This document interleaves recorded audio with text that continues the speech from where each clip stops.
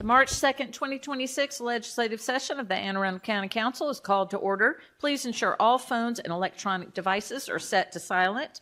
Mr. Volke will now lead us in the invocation and the Pledge of Allegiance. Thank you. Please pray in a manner consistent with your faith as I pray in a manner consistent with mine. Father God, we gather today in a spirit of unity and shared purpose. May we approach our work with open minds, steady judgment, and a commitment to the common good. Grant us the clarity to understand the issues before us, the courage to make thoughtful decisions, and the patience to listen respectfully to one another.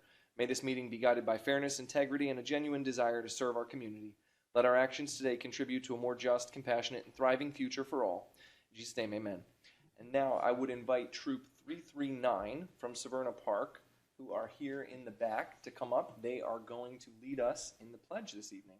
So thank you guys for being here. Just come on up here to the table and lead off.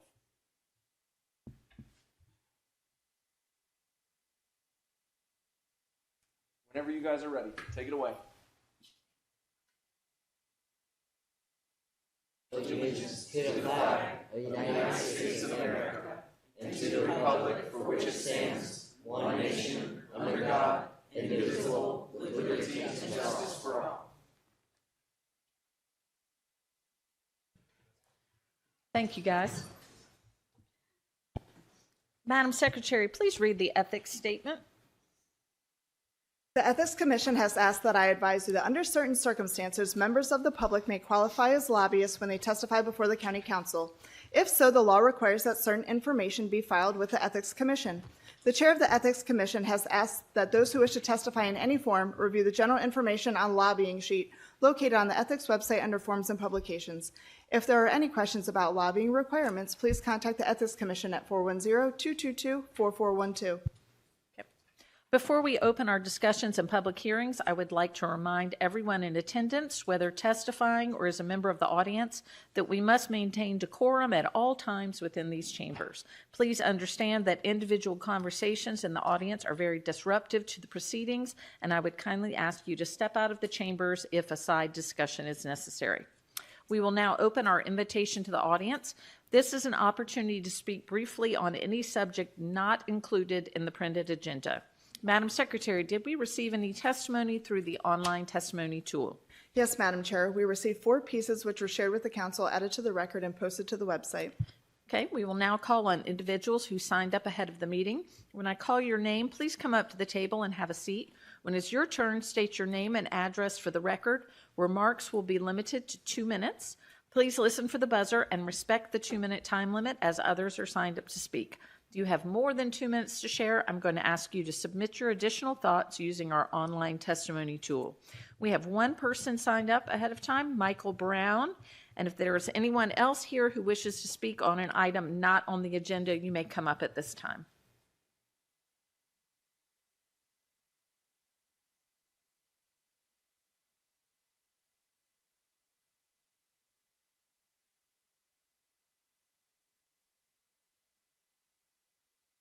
Mr. Svensson? Good evening. Kurt Svensson, Arnold, Maryland. As I've previously testified, our county has a long history of underfunding capital projects to add road capacity to mitigate the impact of development. County residents who are frustrated by continued and worsening traffic conditions have waited and waited for action.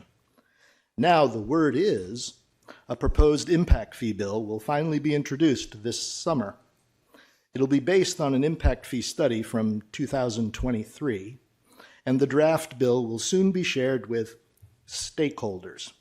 So once again, there'll be no opportunity for the public to see or hear the facts and perspectives shared in this so-called stakeholder engagement process. I'm sorry, but that's not transparency.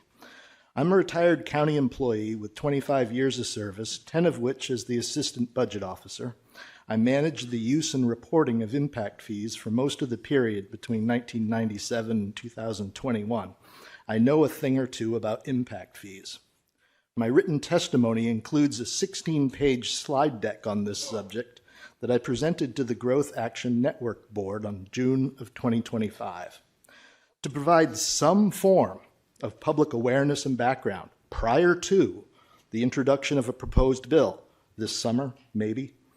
I'll be using my 2-minute invitation to audience allotments of time over the next 3 meetings to highlight the key takeaways from that presentation. The bottom line is this: the 2023 study upon which the proposed impact fee bill is likely to be based is seriously and fundamentally flawed. Despite the need for an update, and for the reasons you'll hear over the coming weeks, I will be urging you not to approve that proposed impact fee bill. Thank you. Thank you, Mr. Stinson. Mr. Minahan. Matt Minahan on behalf of the Growth Action Network, 3651 First Avenue, Edgewater, Maryland. As you've heard from us over the past couple of months, we remain deeply committed to the county having an independent, citizen-led review and public hearings on the fiscal, environmental, and quality of life impact of land use legislation and text amendments, issuing a non-binding recommendation to the council before the legislation is introduced, and to create staggered terms for our own planning body. You challenged us to do research on this, and we did. We invited 33 planning commission members and county council members from surrounding councils, communities. 11 of them responded. 11 of the 11 responded that their planning commissions and planning boards add value to the work. They increase transparency, and the county commissioners said that they don't feel any constraint by having the planning commissions and planning boards opine prior to their seeing these documents. I've shared with you the summary of those 11 conversations, and I'd be glad to speak with you more about that if you'd like. So we'd originally thought about this as creating a planning commission. We get the fact that that's not in the cards. Since we've begun this conversation, the Planning Advisory Board has dispensed with its region planning obligations and has said to us that we would welcome and we are eager to have this responsibility on the PAB. And so that's what we come to you with today, asking you, would you be willing to support the form of an authorizing charter amendment to recommission the PAB to take on this function? And we have several GAN members who would like to be in those conversations with you, and we look forward to hearing from you on them again. And this would be another good night for a hybrid meeting. Thank you. Thank you, Mr. Minahan. So the invitation to audience is now closed. Is there any item any council member would like to place on the agenda? None. May I have a motion that the partial reading of any bill, resolution, amendment to a bill or resolution, or minutes constitutes the reading of the whole? So moved. Second. All in favor? Aye. Opposed? Motion carries. Madam Secretary, please read the minutes of the legislative session of February 17th, 2026. The County Council meeting was called to order by Chair Hummer at 6:10 p.m. It was opened with the invocation given by Ms. Pickard and was followed by the Pledge of Allegiance. The meeting was held in the County Council chambers in Annapolis, Maryland. May I have a motion to approve the minutes of the legislative session of February 17th, 2026? So moved. Allison Pickard. All in favor? Aye. Opposed? Motion carries. The minutes of the legislative session of February 17th, 2026 stand approved as read. Madam Secretary, please read the titles of the bills to be introduced this evening. Bill number 1626, an ordinance concerning subdivision and development, adequate school facilities, school utilization chart. Bill number 1726, an ordinance concerning general development plan, Region 5 plan. Bill number 1826, an ordinance concerning comprehensive zoning, Region 5. And Bill number 1926, an ordinance concerning finance, taxation, and budget, real property taxes, credit for daycare and child care property improvements. The application for Region 5 is now live on the County Council website. Madam Secretary, please read the titles of the resolutions to be introduced this evening. Resolution number 526, resolution urging members of the General Assembly to support House Bill 331 and Senate Bill 342 in furtherance of increasing the recycling and reuse of beverage containers and reducing litter and pollution. Okay. Madam Ms. Chair, Ms. Rodbian. I'd like to make a motion to suspend the rules so we can have the hearing and vote upon Resolution 5-26. Tonight. Tonight, yes, tonight. So Ms. Rodvian has made the motion. Do we have a second? This is Resolution 526. This is basically a parallel motion, a parallel resolution to the updated beverage container deposit bill that we looked at last year. And the General Assembly is also considering again this year. Second. Okay. Madam Secretary, please call the roll on the motion to vote on resolution number 526 at the end of the meeting tonight. Mr. Volkey? Nay. Ms. Fiedler? Nay. Ms. Rodvian? Aye. Ms. Ledbetter? Nay. Mr. Smith? Aye. Ms. Pickard? Aye. And Ms. Hummer? Aye. 4 in the affirmative, 3 in the negative. The motion to suspend Rule 5106 to vote on Resolution 526 has passed. Okay. Madam Secretary, please read the title of Bill number 9825 as amended. Bill number 9825, an ordinance concerning public works, traffic, zoning, signs. Okay.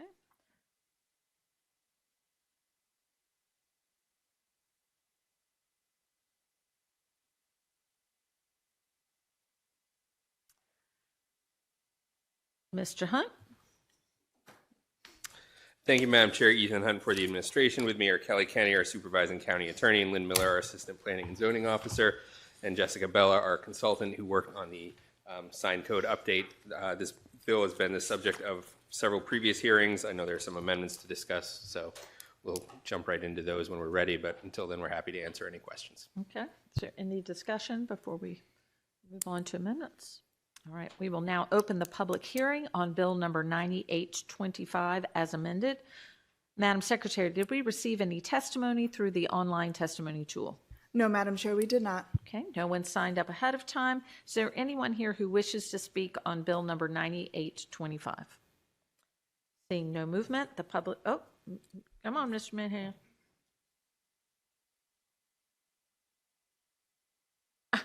Don't leave.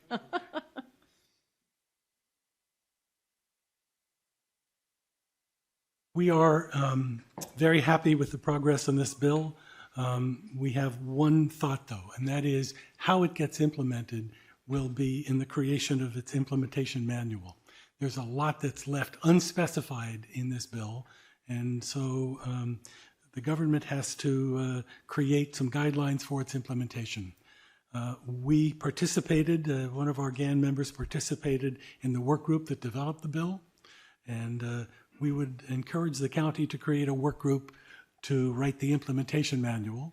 And I'll say to the OPZ and the county that we think that there's a lot that can be added to this bill via the implementation manual, and we would like to be a part of that. Thank you. Could you give your name and address for the record? Sorry. Matt Minahan, 3651 First Avenue, Edgewater, Maryland. Thank you. Thanks. Okay, the public hearing on Bill number 9825 is now closed. Madam Secretary, please read the title of Bill number 9825 as amended. Bill number 9825, an ordinance concerning public works, traffic, zoning, signs. Okay. Is there any further discussion before we move forward with amendments? Okay. There are 2 amendments. Madam Secretary, please read amendment number 7. Amendment number 7. This amendment exempts signs in a business complex, industrial parks, and other campuses where such signage is not visible from the public or private right-of-way. Ms. Fiedler, this is your bill, your amendment. Thank you, Madam Chair.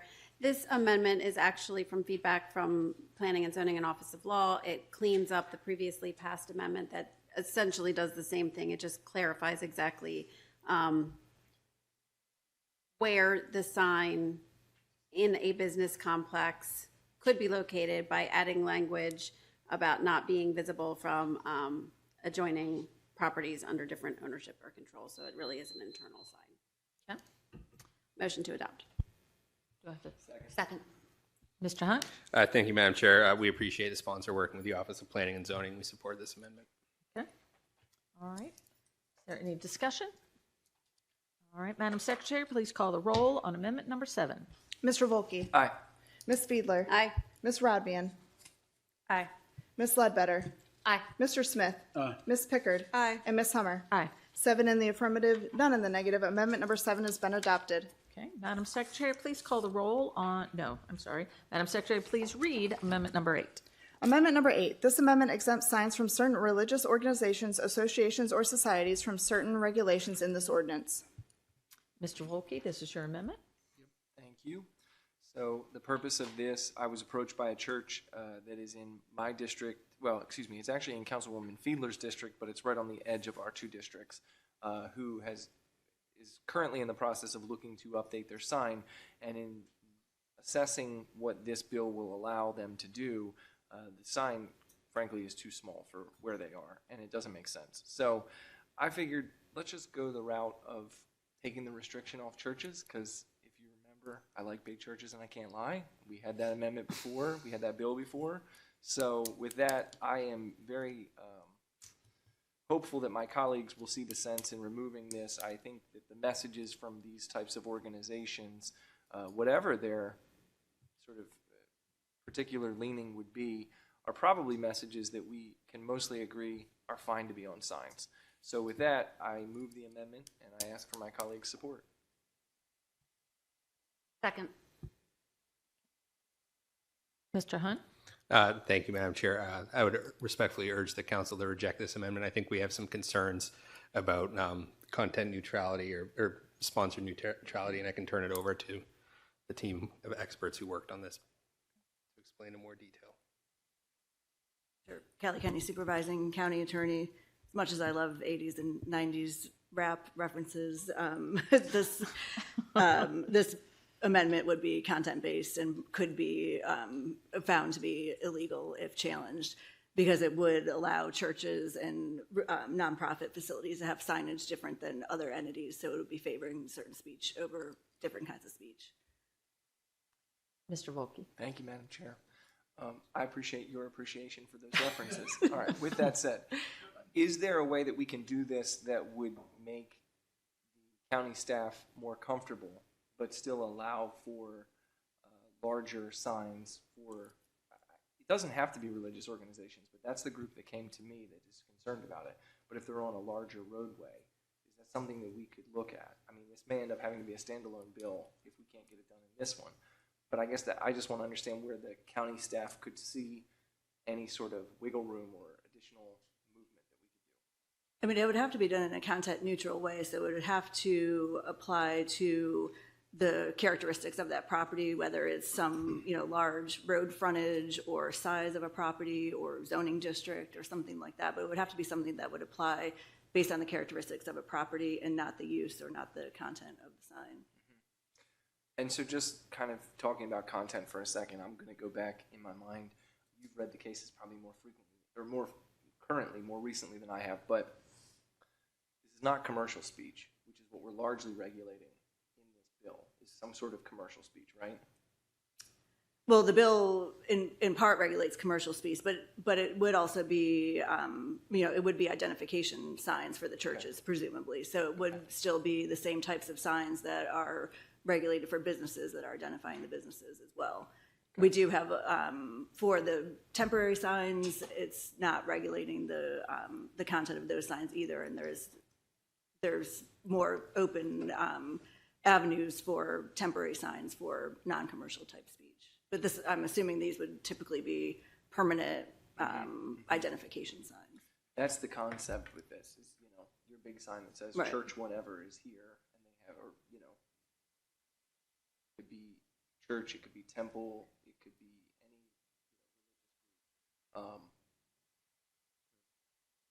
and so you think that this would be open to challenge because people would say that they're allowed to say something that people who are not talking in a religious way are not allowed to say? Well, they would be allowed to have basically unlimited signage on their property because they wouldn't be regulated. They wouldn't be subject to the permit requirements, to the safety, which would include safety review, would include review of whether it's within setbacks, things of that nature. So they could have unlimited signage on those properties, and we wouldn't regulate the content, but they could still have any number of signs because they wouldn't be limited by what the bill would limit on other properties. So that would get back to the whole purpose of this bill, which is to help with traffic safety, aesthetics, direct, finding places, things like that.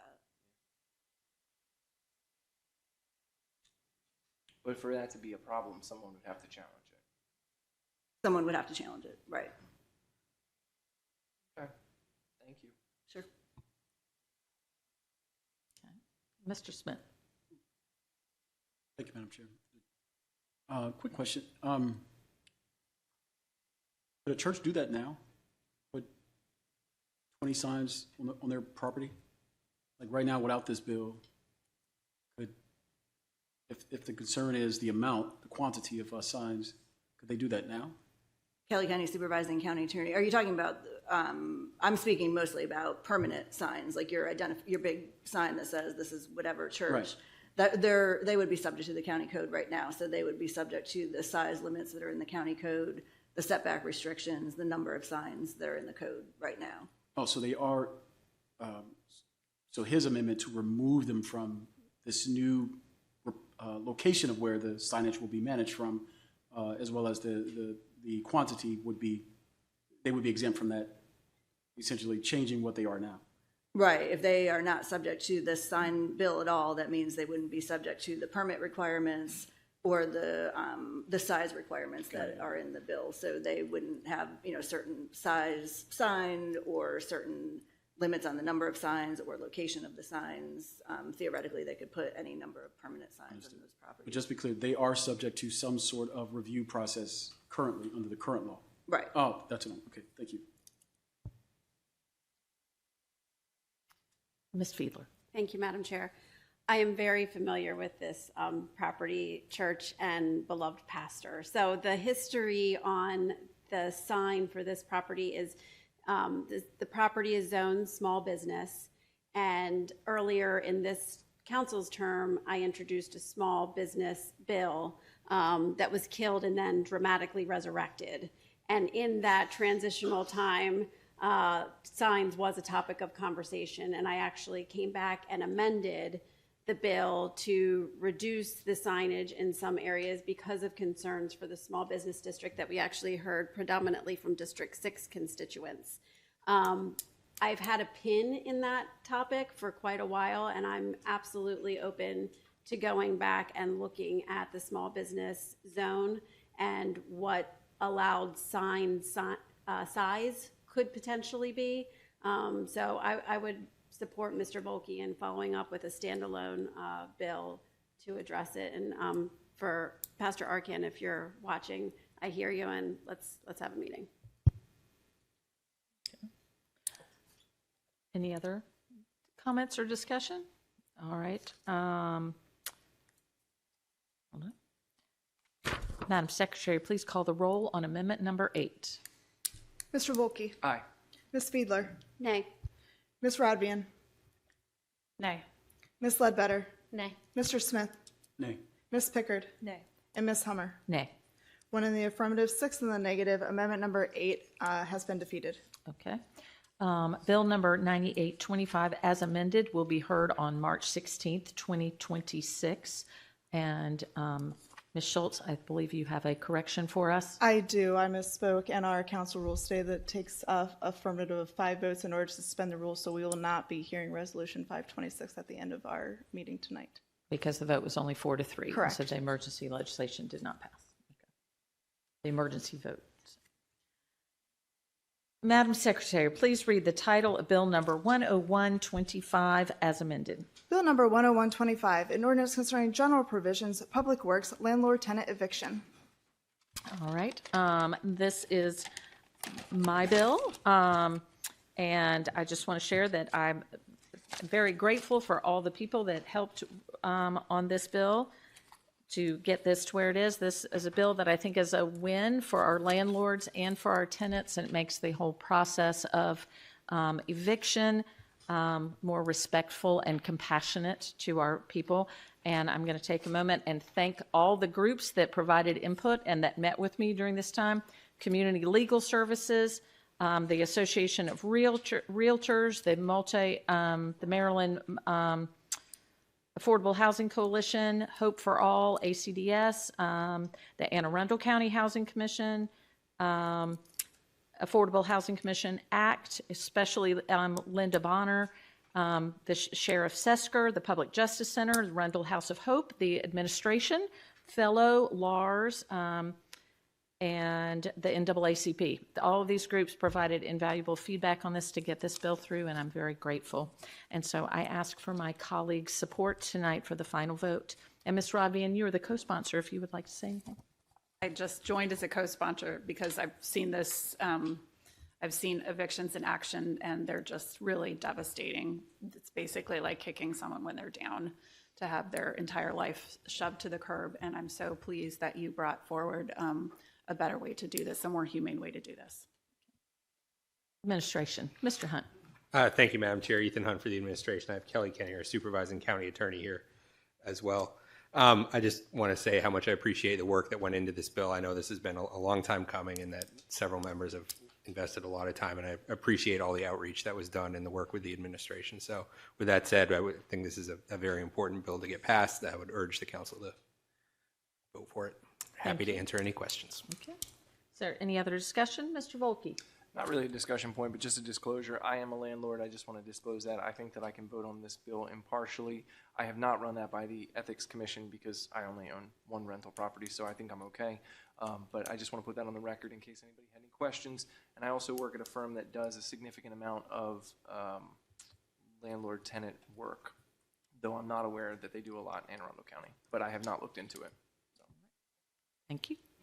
All right, we will now open the public hearing on Bill number 10125 as amended. Madam Secretary, did we receive any testimony through the online testimony tool? No, Madam Chair, we did not. Okay, we will now call on individuals who signed up ahead of the meeting. When I call your name, please come up to the table and have a seat. When it's your turn, state your name and address for the record.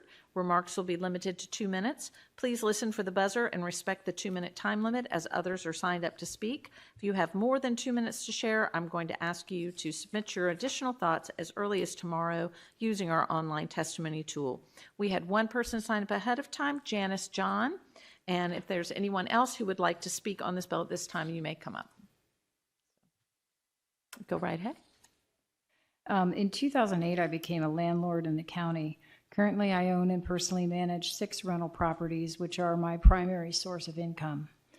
When a tenant does not pay their rent, the current eviction process is extensive with multiple notices to the tenant throughout. It takes 1 to 3 months on average, with the clock resetting if the landlord doesn't perfectly comply with every step. It requires a lawyer to ensure compliance, including filing in district court. I have attached an online pricing sheet from a lawyer. A large expense is the disposal of abandoned personal property. $250 for the truck, $75 an hour for each mover. A 3-bedroom home requires 10 movers, so thousands just for the disposal of personal property. Plus loft revenue of $2,500 for me each month when rent is not paid. In 2015, I had a non-paying tenant that overstayed their lease. They took a baseball bat and smashed the kitchen appliances and mirror closet doors. They let their dogs defecate inside the home, ruining the floors and carpet and tracking feces along the wall at dog height throughout the home. It took another 3 months and $35,000 to get the home rentable again. Just one non-paying tenant can erase all profit and drain the savings of a small landlord like me. Given this, I believe it's unfair and unreasonable to extend tenant rights to live in a property at the landlord's expense any longer than the current law already permits. When a tenant fails to pay rent and leaves a mess behind for the landlord to deal with, it is unfair and unreasonable to specifically prevent the landlord from keeping abandoned property that may have value. And frankly, it is outrageous to add civil penalties of up to $1,000 per day on the landlord when it is the tenant who broke the agreement. Thank you, Ms. John. And I do want to clarify on this one, this will allow that the notice that's given to tenants that then the locks are changed and the materials, the belongings are considered abandoned, and the landlord can do what they will with them. They will be able to dispose of them as they will, even if it's valuable things that are left behind. So that will be a change. No more putting it on the curb, and no more that you will have to hire movers to be there that day. So there will be some savings for the landlord in that. So are there any other discussion? Oh, the public hearing on bill number 10125 is now closed. Madam Secretary, please read the title of bill number 10125 as amended. Bill number 10125, an ordinance concerning general provisions, public works, landlord-tenant eviction. Okay, any further discussion? Mr. Volkey? Yep, thank you. I just want to thank Ms. John for coming down here and offering a counterpoint to what is oftentimes a difficult topic to kind of say you're against, because people might think, you know, you're heartless or you're mean because you think these things. But at the end of the day, there is another side to the story, which is the landlord side, and I appreciate you presenting that, so thank you. Having grown up with my father and many of his siblings doing rentals and reading the stories that you've had, I've seen these same things happen. I'll never forget, there was one rental that my father had for, he ended up selling it after this, but it was infested with roaches when the guy left, and apparently the man had actually gone in the woods and he died, and he'd been out of the house for almost 6 months by the time they got in there on the eviction. So, you know, these kind of things are real stories of what happens when you're a landlord, especially a small landlord. That said, I do want to commend Ms. Hummer for the work that she did on this bill. I'm going to ultimately support it, even though I am cognizant of the other side, because I do think the bill gets to the balance that we're looking for to try to balance those two rights. But I will say this: if you know, you all say this a lot of times, and I'm going to echo it. If we find that this isn't working, I think we're going to have to come back and revisit this, right? Certainly. If we find that this is creating extremely onerous situations for landlords where they're not able to operate what is truly a business, renting a home is a business, we're going to have to revisit this. But I do appreciate the testimony from the Maryland Multi-Housing Association, who's looked at this extensively, who you've worked with extensively, trying to balance their perspective and what they're bringing to the table. But I will say that the perspective that Ms. John has presented, which is that of a small, non-corporate landlord, if you will, is a perspective that I think may be one that if we have to at some point, we'll have to tweak. Like, we may need to adjust rules to look at if you're under this many units or something, maybe there's a different procedure or process. So I just put that on the record because I want you to know that we heard you and that we're cognizant of these concerns, and that some of us up here have personal experience with this to know what's going on. So, but I do want to applaud you for trying to find the balance, and well done. Ms. Rabia? Thank you. I didn't disclose because I'm not currently a landlord, but I have been in the past before. Basically, long story short, my husband and I purchased a house that we, personally renovated, did with our own, thankfully no blood, but sweat and tears definitely, that, eventually brought us a much more significant investment. We wouldn't sell it. We weren't able to sell it because after we purchased it, the housing market crashed. This was 2008, I guess. That was in October of 2008. So we ended up holding on to it for about 15 years. And we had a number of tenants over the period of time, our very last ones, when we finally decided we needed to sell the house because we just couldn't continue. We were underwater for a long time. So anyway, I'm trying to make this quick, but I've been in the exact same position as you. We ended up probably losing because our tenants, the last tenants that we were in the house, we needed them to move out because we needed to sell. We gave them the appropriate notice, and I can probably $50,000 to $70,000 of our own personal labor. Like, I laid tile myself, painted walls myself, ripped out drywall myself, and it was painful because that was our retirement. That was a good chunk of our retirement. So I definitely feel your pain. At the same time, it's really, really hard to watch someone's. In fact, I just saw it recently there's a 55-plus building in my community that recently had, obviously an eviction. I don't know the full story, but the furniture told the story of the person who was, their furniture was probably from the 50s and 60s. And it was on, so this is just so devastating when it happens. I am able to go on, and, hopefully you are too. And it's just, I don't know, I feel like the pain is much worse on that side, even though I've never been in it, but I definitely feel your pain as well. I've literally went through it myself. Yes, and I tried very hard on this. This is not a full pro-tenant bill, nor a full pro-landlord bill. It's trying to meet in the middle what would work for everyone to make the process less traumatic for everyone, and also cut down some of the expenses, such as having to have the moving truck sitting on hand, and it could be that the eviction is canceled at the last minute, but you still have to pay them, those type things. And so I'm not saying it's perfect. As I said from the beginning, no one's 100% happy with it, which means we probably found the sweet spot to have there, but it's certainly something we will watch and tweak as needed as comes through. But I'm grateful for everyone's support for getting us this far on it, and we'll see how it works. It will go into effect July 1st if we pass it. So, and on that, Madam Secretary, please call the roll on Bill number 10125 as amended. Mr. Volkey? Aye. Ms. Fiedler? Aye. Ms. Rodvian? Aye. Ms. Ledbetter? Aye. Mr. Smith? Aye. Ms. Pickard? Aye. And Ms. Hummer? Aye. 7 in the affirmative, none in the negative. Bill number 10125 as amended has passed. Great. Madam Secretary, please read the titles of Bill number 126 and Bill number 226. Bill number 126, an ordinance concerning General Development Plan, Region 6 Plan, and Bill number 226, an ordinance concerning Comprehensive Zoning, Region 6. Mr. Hunt. Thank you, Madam Chair. Ethan Hunt for the administration. With me, I have Kelly Kenny, our supervising county attorney, Christina Pompa, our deputy planning and zoning officer, Cindy Carrier, our planning administrator, and Patrick Hughes, our senior planner. Bills number 126 and 226 are for, excuse me, looking at the wrong tab here, Millersville and Crownsville. I know there are several amendments and some folks to testify, so we're happy to answer any questions. Okay. Does anyone object to a joint public hearing on Bills 126 and 226, which are both related to Region 6? All right. Any discussion before we go on?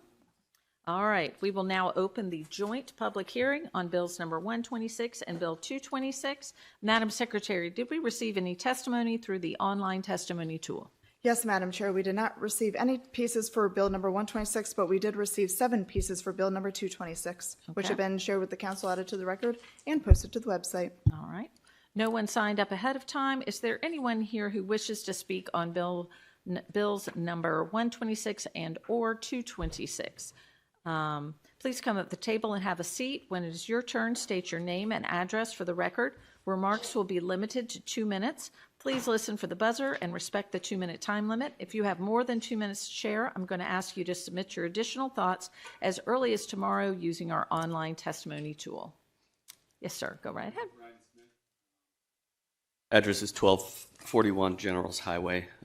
In regards to bill number 2-26, I'm one of the owners of the property there, and we had been seeking a change in the zoning from RLD to commercial to facilitate a change in the facilities there. When I purchased the property, there is a temporary trailer there that's been there for 28 years that was supposed to be temporary, and we need to put in a commercial building. I run over 500 beehives in Anne Arundel County, and over the past 16 years have sold over 6,000 bee colonies to people all over Maryland. We have an extensive beekeeping community all throughout the state, and it's a very beneficial resource to everyone. And we combined our garden center that was there with my beekeeping company when I purchased it, and we've, from day one, tried to make it a place for the community. We've had several Girl Scout troops, assisted living groups come in to learn about bees, visit the garden center, and we want to expand, put in a commercial kitchen where we can infuse honey, which is required to do in the state of Maryland. You need to have a commercial kitchen to infuse honey with anything other than honey. And so we need that. We also need a facility to honey extraction room, a candle pouring room to help the community, as well as a larger retail space. We're in a double wide trailer, our entire store, and we need larger space to facilitate education groups, workshops for the community, and also facilitate our general operating the business. And I appreciate staff in recognizing the change from residential to commercial. Thank you, Mr. Smith. Mr. Hager. Thank you, Madam Chair. Phil Hager, Hager Land Use. I want to begin by thanking Councilwoman Rodvian for introducing an amendment changing the zoning of the property at 1341 Sunrise Beach Road to C3. This is absolutely the right course of action, and I urge you to stay the course and maintain the designation of C3 for this property. The challenge of this site is largely due to the fact that the county has constructed a gargantuan new fire station immediately across the street from this property. It's set to open for operations shortly, and when it does, the noise, confusion, and chaos associated with this firehouse will have a tremendously negative impact, not only on this property, but on the immediate neighborhood. Moving the zoning of this property to anything else other than that is going to be extremely impractical, particularly if it were to stay at C1, because the list of uses that are permitted in the C1 are not capable of withstanding the severity and the intensity of the noise and the chaos of this fire station. As we know, there's two types of ways to change the zoning of a property. One is through this process, the comprehensive process. The other is through a change mistake situation. And the change argument requires a landscape level change. The construction of this firehouse constitutes just such a change.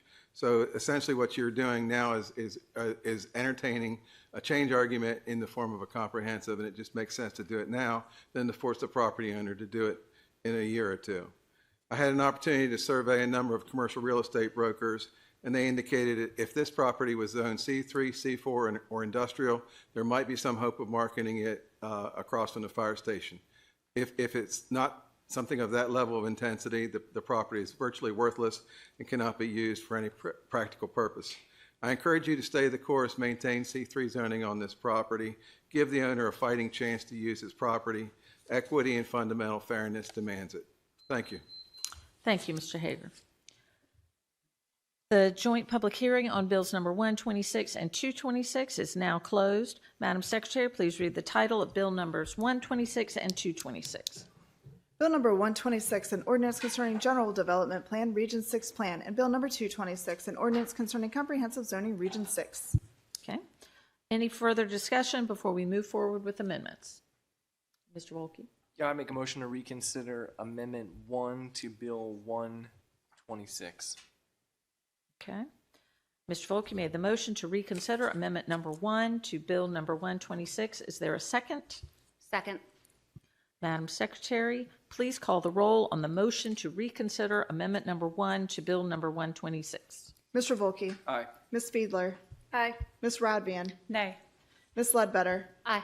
Mr. Smith? Aye. Ms. Pickard? Aye. And Ms. Hummer? Aye. 6 in the affirmative, 1 in the negative. The motion to reconsider the vote to bill number amendment 1 to bill number 126 is passed. Madam Secretary, please read amendment number 1 to bill number 126. Amendment number 1 to bill number 126. This amendment changes the planned land use for the property known as parcel 357 on tax map 30, located at 679 Maryland Route 3 North Lane, Gainbrills, Maryland, from commercial to rural. Okay. Discussion, Mr. Volke? Certainly. So if everybody remembers, because we may need to go back in time for a moment, at our last meeting, this particular amendment was brought forward by our colleague in District 6. This is in District 6, and the purpose of the amendment was to, as Madam Secretary just noted, change the land use from a planned land use of commercial and take it to a rural land use. Am I getting, is one the land use bill or is it the zoning bill? One's the land use, right? Yeah, that's what I thought. All right, I thought I had it right. So we'll do a corresponding request to reconsider and then look at the amendment for the next one in a moment. But when looking at this property, this is a sort of very small sliver that abuts a larger piece of property. And the sliver is what contains the access off of Route 3 to allow this property to have ingress or egress as far away as possible from that intersection.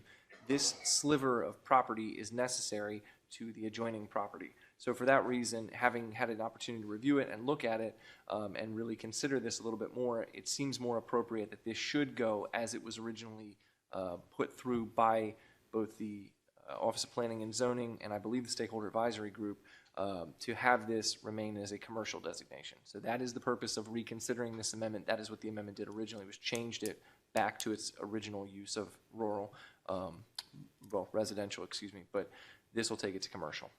If you vote to defeat the amendment, which is what we're reconsidering. Did I get that right? Cool, thank you.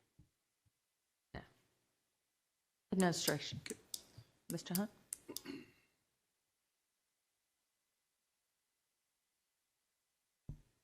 Hi, Patrick Hughes, Office of Planning and Zoning.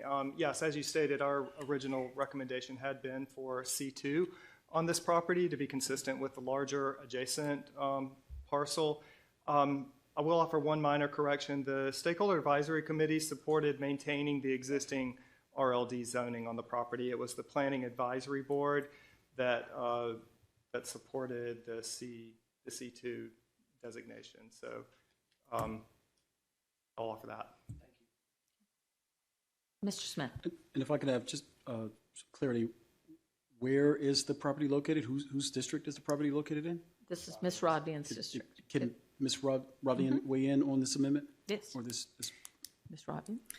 Yeah, so this is one that constituents in the immediate area especially, but actually even on the far end, several miles away on the other end of Millersville Road, have advocated very strongly to maintain the split zoning, the C2 and the RLD zoning, for a number of reasons. One, the intersection is very troubled. Route 3, as you know, if you've driven on it anytime recently, has severe traffic issues. But on top of that, it also has a terrible safety record. Just in the past year, there's been 4 fatalities on this section of Route 3. This particular intersection has the most accidents of any intersection on Route 3. So that's part of the concern. The additional concern is the impact that even a slightly larger development by combining these 2 parcels into a single parcel would have on the Jabez. The fork that would be impacted directly by this property is not the fork that the county has already undertaken. Restoration is already, I can't remember who all has visited it. Hopefully many of you have, but it's really a pretty amazing site. But there is long-term plan to continue work and to put a protective overlay for the Jabez. That's actually something that's also in in our general development plan and we won't be addressing it in this region because most of the Jabez itself is actually in Region 5. But and that particular piece of it, the concept of an overlay to protect the Jabez, and this would very likely be within that overlay. So, between the environmental concerns and the safety concerns of the road, that was the reason that I wanted to respect the community's wishes. Obviously, I've been personally invested in advocating for the Jabez because they're unique species there that at the moment, actually they don't even exist there anymore, but it was one of the only places where you would have brook trout in tidal waters as opposed to mountain streams, and they're now no longer, but there is some hope that they could come back, that the brook trout could come back to the Jabez because they had been there historically. So that was the concern that brought me to request this be brought back to C2 and RLD split. Ms. Ledbetter. Oh, thank you, Madam Chair. Would someone from administration be able to reiterate your original or explain your original justification for the C2 recommendation? Patrick Hughes, Office of Planning and Zoning. There are 2 properties that are under the same ownership. There's a larger parcel immediately adjacent to this that is about 7 acres, and then this one is just under an acre, about 0.75 acres, and they are currently split zone. C2 on the larger piece, and there's RLD on the smaller piece. Our original recommendation had been to make them both C2 zoning. The original request from the applicant was for C3 zoning, so to take both of them up to an even more intensive zone. We maintained our recommendation at the C2 zoning. These both front onto Maryland 3, so they are part of that larger commercial corridor. And we thought that having them both under the same zoning would make it a little bit easier when redevelopment does happen on that corner, that the smaller parcel would not necessarily need a separate access point from Maryland 3 in order to accommodate whatever separate kind of development happens on that separately zoned site. So that was one piece of our, a big piece of our recommendation for C2 on that smaller piece. May I follow up? Would not having to have a second access point, is there an assumption there that is that a safety concern? Is that a traffic flow concern? If there had to be 2 access points versus 1, if you could just, any elaboration there would be helpful. Yeah, ease of traffic flow, and we have heard a lot of concerns about the traffic issues and backups in this area, and particularly safety issues at that intersection. So, yeah, and Christina Pompa with the Office of Planning and Zoning. So the smaller parcel is on the south and it fronts only on Maryland 3. The larger parcel is at the corner and it fronts both on Maryland 3 and on Millersville Road. Both of those roads are under state highway administration and would require state access points. If the smaller parcel remains RLD and has to have let's say a residential use, you could be in a situation where you're going to have an entrance for the RLD portion, and then I would assume that whatever commercial entity would propose development on the larger piece, they're going to want 2 entrances. State Highway will require both of them, the one on 3 and the one on Millersville Road, to be as far away from the intersection as possible, but you potentially could end up with 2 entrances for the property because you've got a residential use that's going to go through residential. So potentially by doing commercial for both, you would have 1 access point on the Maryland 3 portion. Very helpful, thank you. And I don't work in the development division and I can't guarantee exactly what will happen, but theoretically that seems to make sense to me after my many decades of planning experience. Understood and appreciated. Thank you. Ms. Fiedler. Thank you, Madam Chair.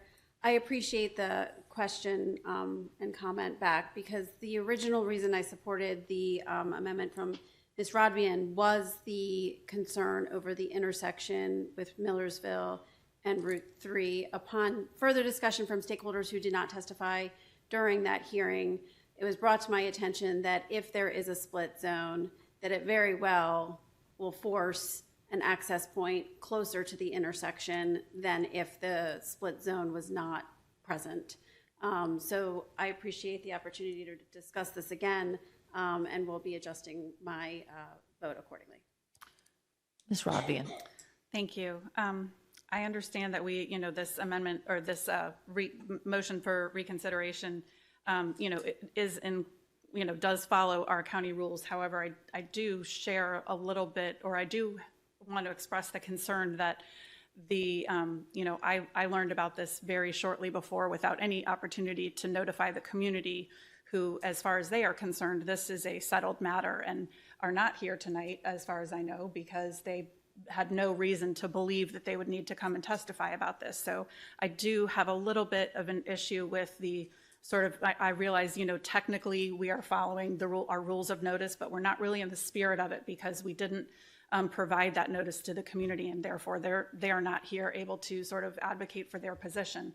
I also want to push back a little bit on the idea that this would require a second because at the moment the property owner owns both properties, so they could indeed create some sort of easement, out of, their own entrance. So it is entirely possible that, the property owner that currently owns both pieces of property could create a path to both, a future residential development and to whatever C2 development on the same parcel of land.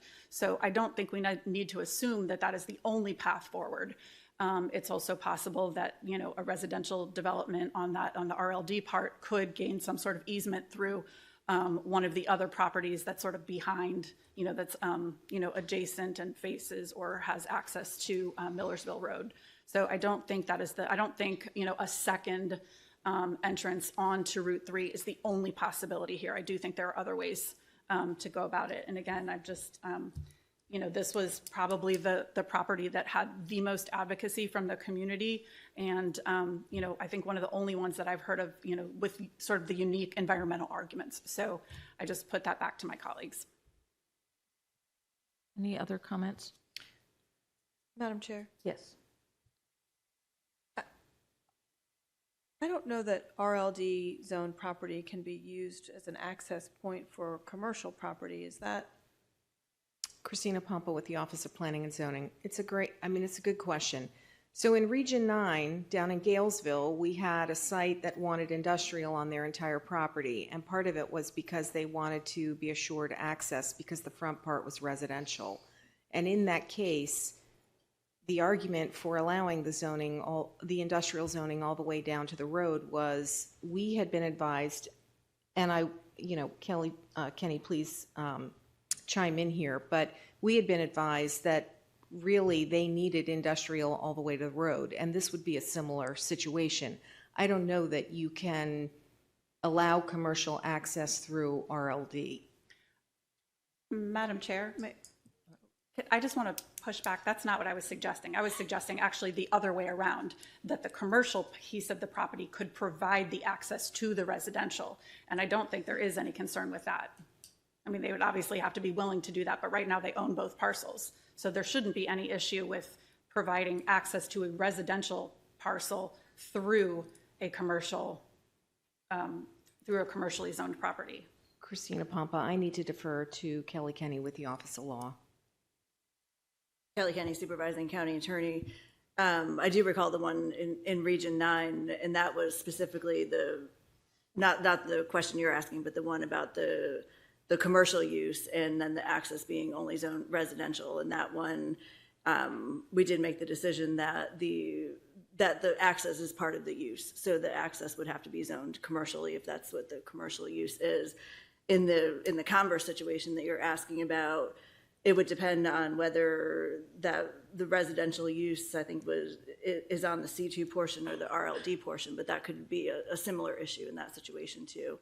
I don't know if we've had that come up or if that's a scenario that we looked at in the converse situation. I know when it's a commercial use and the access is zoned residentially, that is definitely a concern. Ms. Pickard. Thank you, Madam Chair. So my concern was more about the combination of adding the 0.75 to the larger parcel so that it was all zoned the same would allow the C2 development to bring an entrance farther away from the problematic intersection and avoid maybe even an entrance or exit onto Millersville Road. That was the point of adding the 0.75 to the rest of the larger parcel. Is that? Christina Pompa with the Office of Sponsors? Planning and Zoning. I would agree with that. And State Highway is always going to want the entrance to be as far away from the intersection as possible. Can I ask just one more question? Yes. Because I do understand obviously the environmental concerns, but along this thoroughfare, maybe the administration and the experts at the table could talk about, stormwater regulations and things that go along with commercial development, no matter if it's has 0.7 extra acres or not. We have pretty stringent stormwater regulations, I believe. We do. Good answer.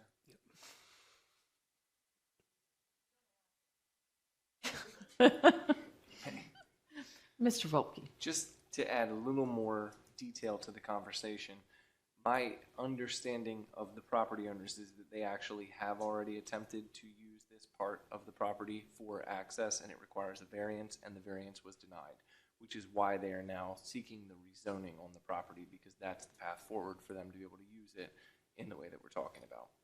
Just sharing that for everyone's benefit. Ms. Raffian. Thank you. So I would agree that while our county does have very stringent stormwater requirements, they unfortunately have not entirely been complied with in the context of the state. There's, and I wish I had the exact details, but there was a section, I believe, of a shoulder or a bike path, and I wish I had the exact details, but was constructed with very little stormwater management and basically started, a fresh waterfall into the brand new restored part of it. And this was in the branch 3 of the Jabez. And so, that also poses a concern to me, is that, by adding development here, we may be bringing the State Highway Administration, which has not, at least in the example, and I'm sorry I don't have more details about it, but has not necessarily been the same, had brought the same level of stewardship to their stormwater management practices. Ms. Fiedler. Thank you, Madam Chair. What is the size of the larger lot? 7 acres. Just for public knowledge, and I completely understand your concern. The concern being for that 0.75, I think any development that comes in, because it is zone C2, is going to predominantly be located on the 7-acre property. So I feel more comfortable from an environmental perspective that we're proposing to revisit the smaller 0.75. And hopefully knowing on the record that there's concern about the job as any potential violation or any construction that takes place during really any development project will be watched and reviewed carefully. Ms. Schultz, does Mr. Volkey still need to make a motion to reconsider? We voted to reconsider, and I've lost. We're on the amendment part. Okay, I've lost track on my script of where exactly we are. So, okay. We've gotten past that part. Apologies for my confusion on there. Okay, Madam Secretary, please call the roll on amendment number 1 to bill number 226. This is to bill number 126, just to let you know.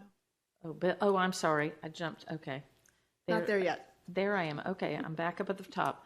Please call the roll on amendment number 1 to bill number 126. Mr. Volkey. Thank you. Before I vote, just point of clarification for my colleagues. If you vote yes for this, you are voting to change this. If you vote no for the amendment, you are voting to keep this in a commercial capacity. So I'm a no. Nay. Ms. Fiedler. Nay. Ms. Rodbian. Aye, and with particular concern about the, again, we're following the rules to the letter, but in the spirit of the law, the community has no notice that this was going to happen. So, and for all the other reasons, I'm continued to remain an aye on this amendment. Ms. Ledbetter. Nay. Mr. Smith. Aye. Ms. Pickard. Nay. And Ms. Hummer. Aye. 3 in the affirmative, 4 in the negative. Amendment number 1 to bill number 126 has failed. Yes, Mr. Volkey. Thank you. Motion to reconsider amendment 1 to bill 2-26, which is the corresponding zoning amendment that was put forward at the last meeting. Mr. Volkey makes the motion to reconsider amendment number 1 to bill number 226. Do I have a second? Second. Okay. Madam Secretary, please call the roll on the motion to reconsider amendment number 1 to bill number 226. Mr. Volkey. Aye. Ms. Fiedler. Aye. Ms. Rodbian. We're not voting on the amendment, we're This is just just- whether or not to take it up. Nay. Ms. Ledbetter. Aye. Mr. Smith. Aye. Ms. Pickard. Aye. And Ms. Hummer. Aye. 6 in the affirmative, 1 in the negative. The motion to reconsider amendment number 1 to bill number 226 is passed. So, Madam Secretary, please read amendment number 1 to bill number 226.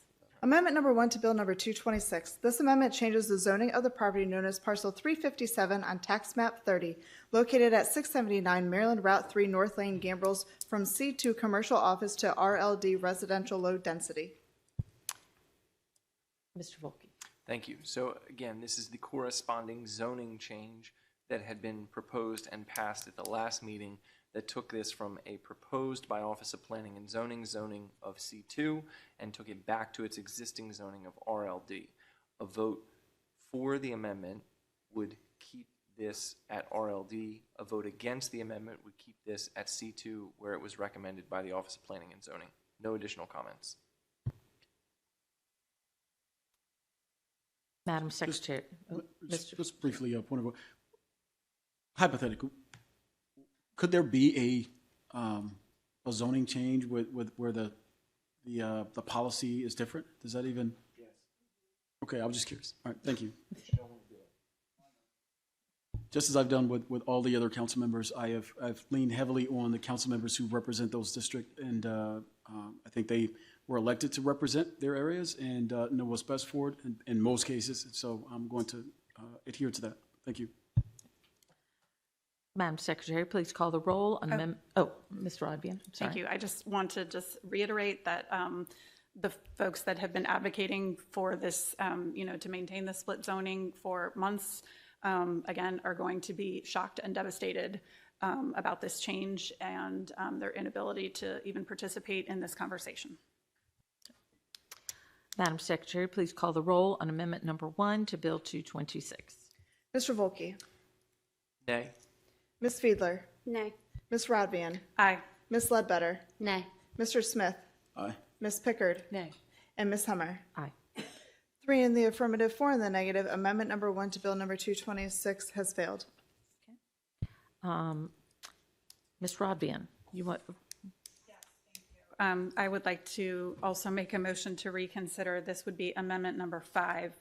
This is 1341 Sunrise Beach Road. So I move the amendment to reconsider. Okay. Ms. Rodvian has made the motion to reconsider Amendment Number 5 to Bill Number 226. Do I have a second?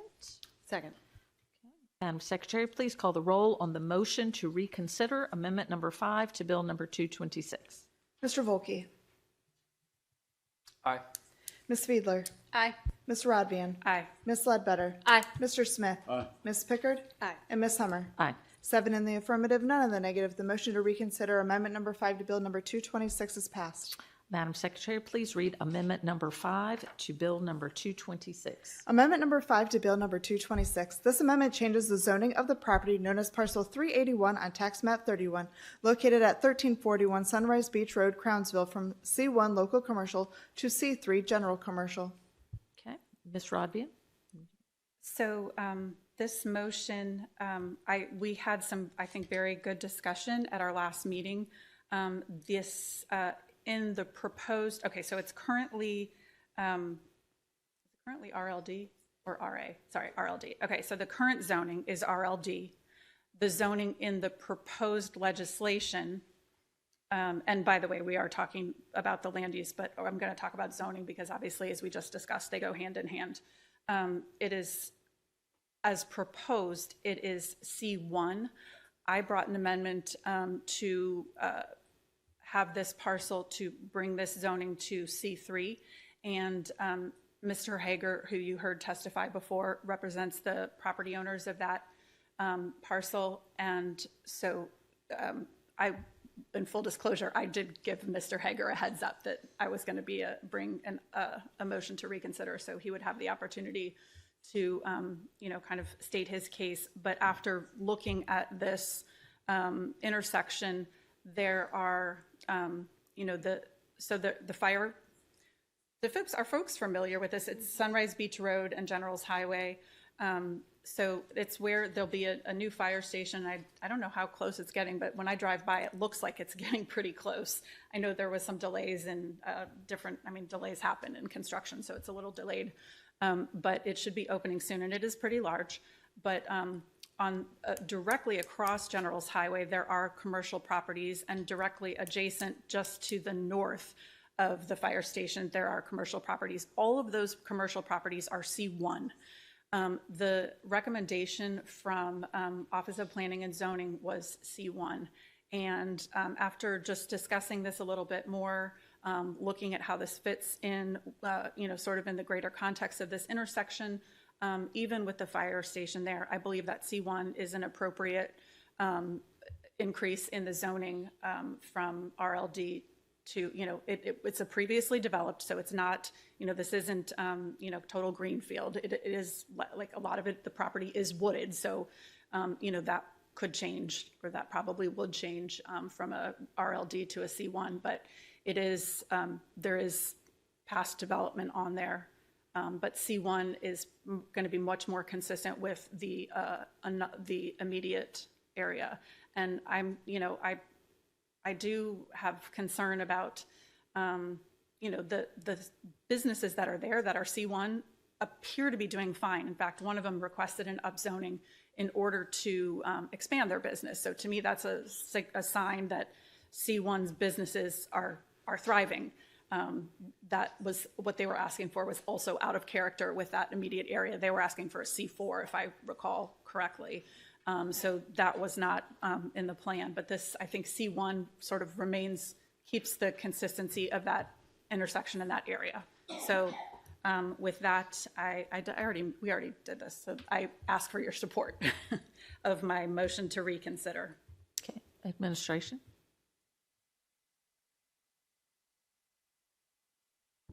Patrick Hughes, Office of Planning and Zoning. As you noted, we had originally recommended C1.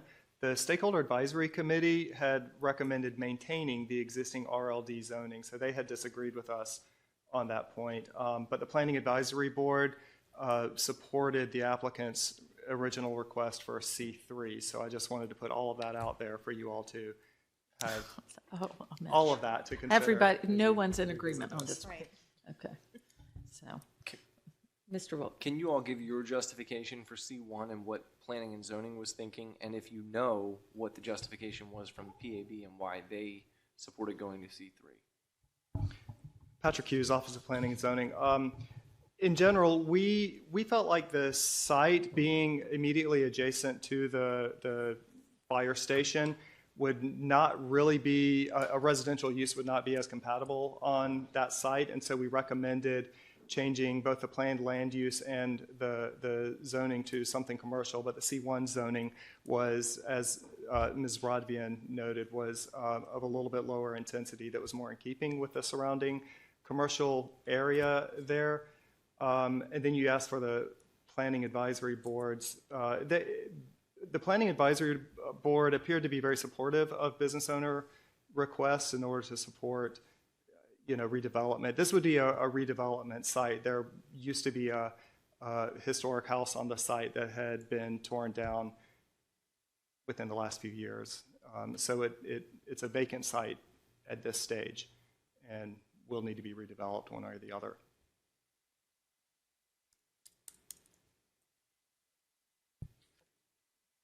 Ms. Pickard. So at the last meeting, we voted to take this zoning to C3. Okay. Okay. So this would be, we would undo to the C1. Did you have a question? I do. Oh, go ahead. Mr. Wilk. Thank you. So there is a signalized intersection here. I know that I raised some concerns about this when we talked about this at the last meeting. I had an opportunity to share those concerns about this intersection. I shared some feelings that I had about my district and different things. I guess my question to you is, understanding all of what I said, I kind of want to go to the other side for a second and play devil's advocate and just try to understand the other point of view. Is there some sort of preference that you have as planners if you have a signalized intersection? Does that have some relevance at all on how you look at parcels and whether it makes sense that it be C1 or C3? Is that part of your process? I'm just curious. Patrick Hughes, Office of Planning and Zoning. On this one, not so much. It was really with regard to, I was going to say listening to the Stakeholder Advisory Committee. They really had not wanted a lot of intensity or added intensity on General's Highway, and but we did feel like this site in particular was not really, a residential use wasn't as conducive on this site, so it sort of made sense to support a modest upzoning to C1, and that was why the map that we gave to you all had proposed that. I mean, appreciate that. I don't really see RLD to C1 as that modest of an increase, just to be clear, but it is the lowest designation of commercial. I think all of us up here agree that this needs to go commercial. I don't think there's any dispute with that. The question is really the intensity of whether it should be a C1 or a C3 zone property. So I just want to understand from a planner's perspective, when you all look at this, how did you arrive at C1 is the right answer as opposed to C3? What features of the particular site, the road networks, anything like that? I heard what Mr. Hager said. Mr. Hager used to sit at the table in previous times and do the same thing. He's a longtime planner himself. So like you all come, at least in my mind, from sort of a similar background, and you're all reaching different conclusions, and I'm trying to understand why. So to the extent that I can get that information, that would help sort of put that into my paradigm to understand how each of you are looking at this property and why one answer is correct or better, if that makes sense. Mr. Volke, Christina Pompa with the Office of Planning and Zoning. I did spend 12 years in the private sector representing developers. And I think depending on which side you are, I mean, there are a wide variety of arguments that you can make. And in general, I think it's normal that we're going to have some divergence between what the Office of Planning and Zoning, who has taken into consideration a lot of public comment, input from the Stakeholder Advisory Committee, versus when you're advocating for your client, you want the highest and best use because that's the most value for your client. So I think it's natural that even though, Mr. Hager has certainly spent plenty of time in the public sector, that we might disagree here today, right now on this issue. And recall that I advocate for people on a daily basis in front of impartial bodies regularly, right? So I say that because I can understand the predicament. That said, you have to be cautious when you're advocating that you don't advocate too far for a client lest you lose credibility with the trier of fact or whoever is making the decisions. So that's where I want to understand. I get that you two may come at it a different way. I'm trying to dig beyond that and go, okay, so give me your premises. Like, how is it you're getting to your answer and he's getting to his?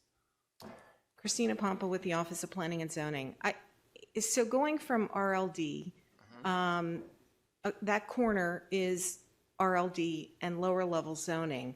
When you start to look at the uses in the zoning code and what's permitted, especially things like coverage, outside storage, things that have more of an impact, we were more comfortable with C1, which is considered neighborhood commercial. It seemed like a better fit to us. Okay, that's very helpful. Thank you. I appreciate that. And so, again, back to the question that I said before about the signalized intersection. It sounds like in this particular instance, you all did not find that as persuasive. But is that something that you do find persuasive in other instances? Is that something that is relevant in your consideration? I just don't understand where that plays into it, the signalization of an intersection, if at all. Does it matter? Christina Pompa with the Office of Planning and Zoning. I'm not sure. So when you have a really rural road that is very narrow and hasn't been upgraded, yes, that could play into a recommendation. Okay. The signalized, yes, it is a signalized intersection, which means there is traffic control there. And obviously, it was warranted. There would not have been a traffic signal installed there if it wasn't warranted. Does that make it a safer intersection? I can't answer that for you in that particular area. I don't know that in this particular case, we looked as heavily at the signalized intersection that we would have on another property elsewhere.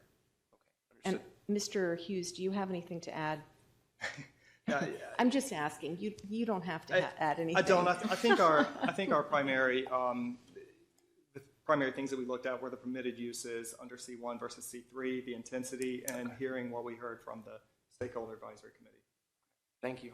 And just, thank you. The convenience store that used to be on the other side of the street that is now going to be the fire station, that generated, I'm assuming, a good amount of traffic. A lot of people moving in and out of the convenience store. It was not a gas station, but it was just a convenience store. Fire station is certainly not going to generate that kind of traffic. I don't think people are sort of hopping in and out to get their coffees at the fire station. If they are, maybe we'll go over there and go together. But so now this intersection, at least assuming that the property stayed RLD, there'd be a lot less traffic there. If the property goes to C1, there would be sort of maybe a similar change. Do you see the move to C3 as being more traffic intense or traffic neutral with this? How do you view that? Because I'm just like looking at the way this has been set up, and there's been an amount of traffic here, but it seems like it's going down with where things are now. Does that factor in at all? I really think it depends on what the use would be under C3 versus C1. So we can't really predict. No, you can't. Yeah. Okay. All right. Thank you. But I will agree with you that likely the fire station is going to generate less traffic because a convenience store is an in and out, in and out, in and out, in and out. The fire station, when the whistle blows, they're going. And the signal, I'm assuming, is going to turn red so they can get out of there quickly. Ms. Pickard. Yeah, I think, I felt compelled to go with C3 at our last meeting due to that fire station really changing the nature of that whole area with sirens and all that sort of thing. I was just trying to look at my handy dandy commercial chart of uses, C1 versus C3, to see if it was really that different. But the main reason for turning on my light, as I'm now remembering, how many acres are we talking about?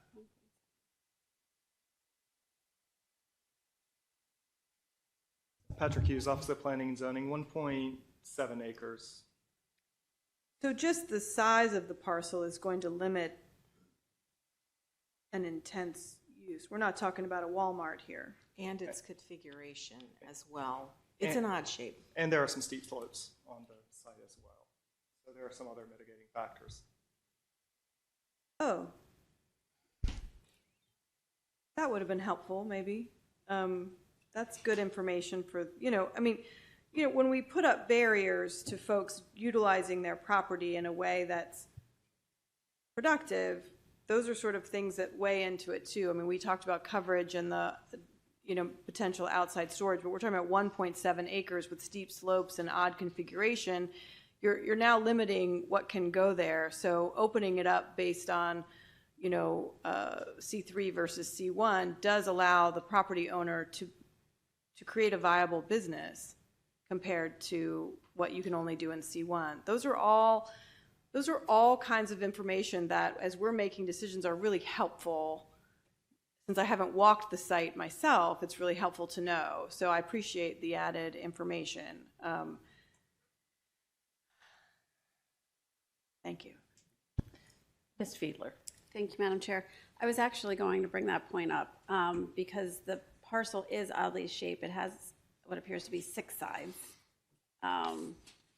2 very aggressive points. Then when you have a commercial zone, whether it be C1, C4, abutting a residential property, there are increased setbacks, if I remember correctly from my own, from Region 4, for developing a commercial property that's adjacent to residential. There's increased setbacks, correct? From, in the bulk regs, for where you can develop if you are abutting a residential property.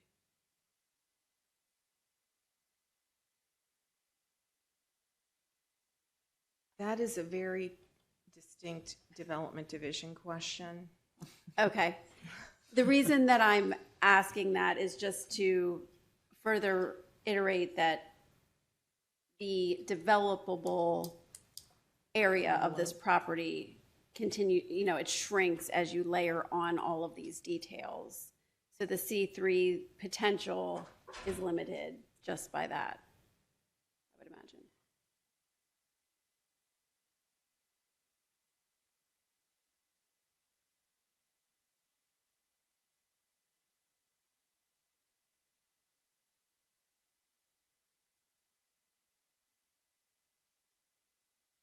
Patrick Hughes, Office of Planning and Zoning. Yeah, there are some additional setbacks for principal structures from the side and rear when abutting a residential district. That's in the C3 district. Yes. Perfect. I do remember some things from Region 4. All right. So just to clarify, after all this talking, so this parcel was RLD, and we voted last time to move it to C3. And right. We took it to C3, and we are voting to reconsider that would move it back to the C1. It would takes it back to C1. So help me out here, Mr. Volke. So we vote.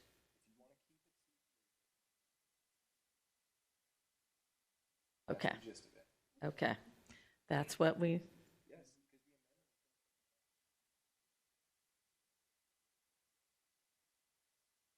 No. You would need to defeat the amendment, so you'd want to vote no if you want to take it to C1. To defeat the amendment to keep it as.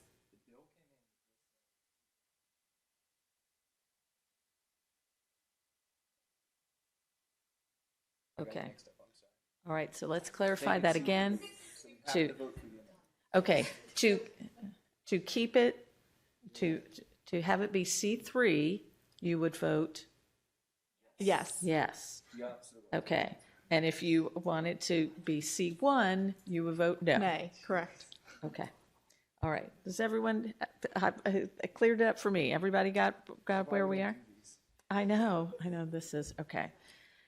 So, Madam Secretary, please call the roll on amendment number 5 to Bill 226. Mr. Volkey. Aye. Ms. Fiedler. Aye. Ms. Rodvian. Nay. Ms. Ledbetter. No. Mr. Smith. Nay. Ms. Pickard. I want to keep it C3, so I'm going aye. And Ms. Hummer. Nay. 3 in the affirmative, 4 in the negative. Amendment number 5 to Bill number 226 has been defeated.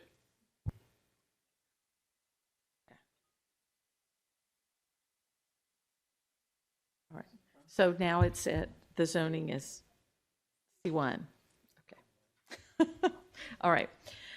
As we move on, there's going to be some back and forth between bills in order to keep new amendments about the same properties together. So join us in trying to keep up with this. There are 2 amendments to Bill number 126 and 3 amendments to Bill number 226. Madam Secretary, for the upcoming amendments requiring signs for at least 10 days before this legislative session, were signs posted on the subject property and was notice of the proposed change of zoning posted to the County Council website? Yes, Madam Chair. Okay.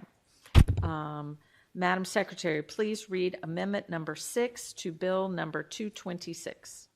Amendment number 6 to Bill number 226. This amendment changes the zoning of the property known as Parcel 42 on Tax Map 44, located at 1182 Honeysuckle Lane, Annapolis, from RA Rural Agricultural to RLD Residential Low Density.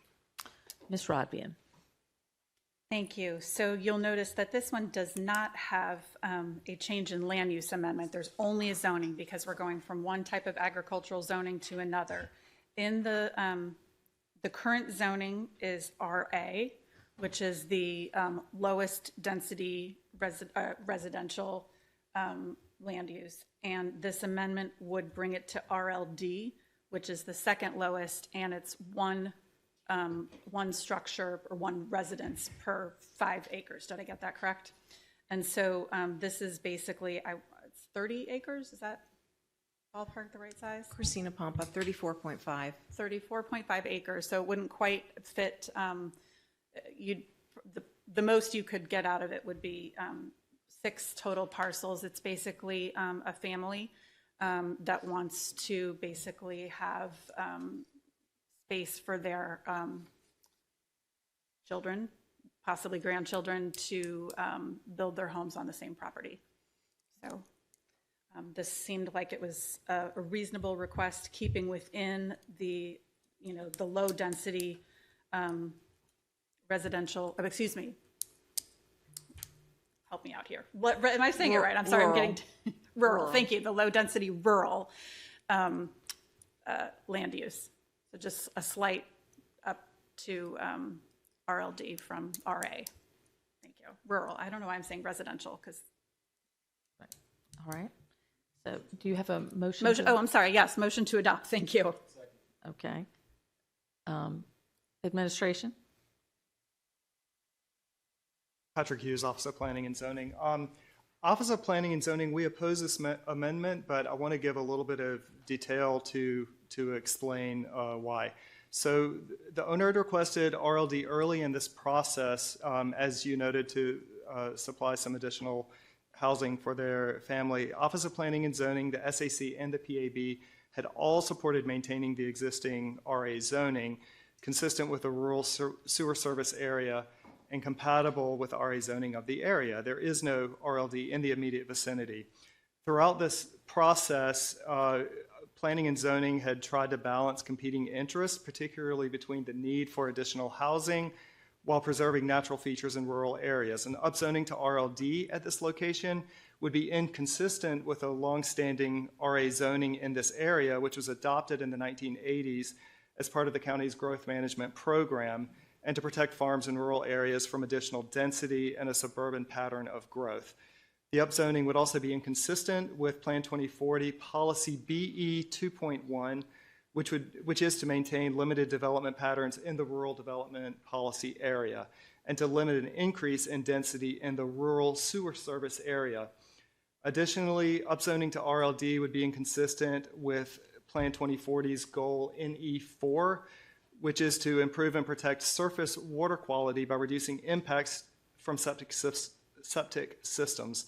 The addition of lots in the no public sewer service area will increase the number of homes that are dependent on septic systems, and that's contrary to the county's existing policies and programs aimed at reducing septics in order to improve water quality and environmental health.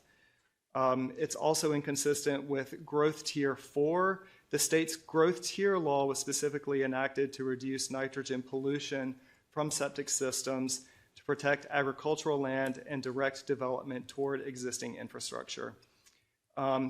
We also had mentioned previously that our analysis that we conducted during the planning process showed that the existing and recommended zoning within Region 6 was sufficient to accommodate the forecasted growth in the region through the year 2040 without the need for additional upzoning. Upzoning in this area could set an unintentional precedent for future administrative upzonings, eroding the county's longstanding growth management program and further changing the character of the area and impacting its resources. Is there any discussion, any questions or comments? Mr. Volkey? You're like really opposed to this one. I mean, wow. Like chapter and verse, so okay. Ms. Pickard? So when I want to make sure I'm looking at the right thing. I am, you can see, okay.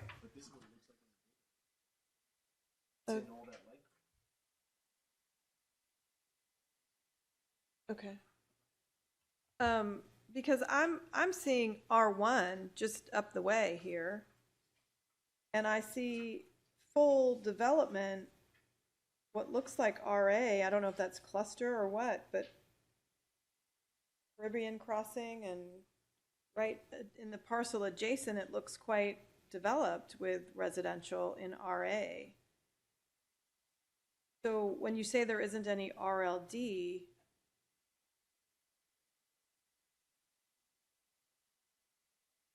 but there's R1, which is even more intense than RLD, how do we square that?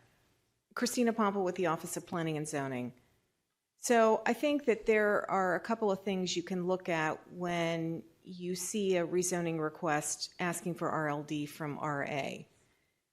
A lot of the work that was done in the 70s and into the 80s when we had significant development happening in the county was to reduce density in a lot of areas that already had density, but to try and hold the growth pattern. So you can look at the land pattern on the ground, and certainly maybe it looks like, well, it lends itself to RLD, but do you really want to open up the RA zoning to pieces of RLD, which are then going to bleed into more requests for pieces of RLD? And we are opposed to that for the reasons we stated in our comments.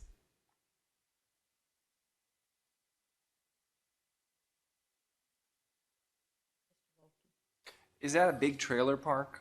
Yes. Okay, I was going to say, I'm looking at it. It's a mobile home park. Okay, sorry. I should have used the right term. But Summerhill Trailer Park is one of the roads, so that's what kind of told me what it might be. All right, so is that what Ms. Pickard is referring to when she says she sees all that development, or what looks to be a lot of different units in there? That's that area? That may be one area that she's looking at. Okay, got it. And does this back up to Eisenhower? Or it's across the street from Eisenhower? Where is it? This is, think more towards the Renaissance Festival. So this OS is just, like, just to the north, and like the Renaissance Festival is down here. It's like a little. It does back up to the golf course, Mr. Volkey. That's what I thought. Okay. Oh, I'm sorry. I thought you were talking about the mobile home park. No, but I got you. Okay. But this particular property abuts the golf course, I think. Actually, I guess the mobile home park does too. I don't think of it that way because the roads that you access them are totally on different sides of the universe. Got it. Not Ms. Rodvian. So one of the things I wanted to point out, when you look at this map, it is indeed, the adjacent parcels. There are, most of the adjacent parcels are RA, but those adjacent parcels are also significantly smaller. So even though they are zoned RA, they have the function of being something a little bit closer to RLD. If you look at the ones on the opposite side of Honeysuckle Lane, just the size of those parcels, and you can see, we've got the outlines of the structures here. You would, even though they're different zoning, the pattern wouldn't be extraordinarily different due to the size of the parcels involved.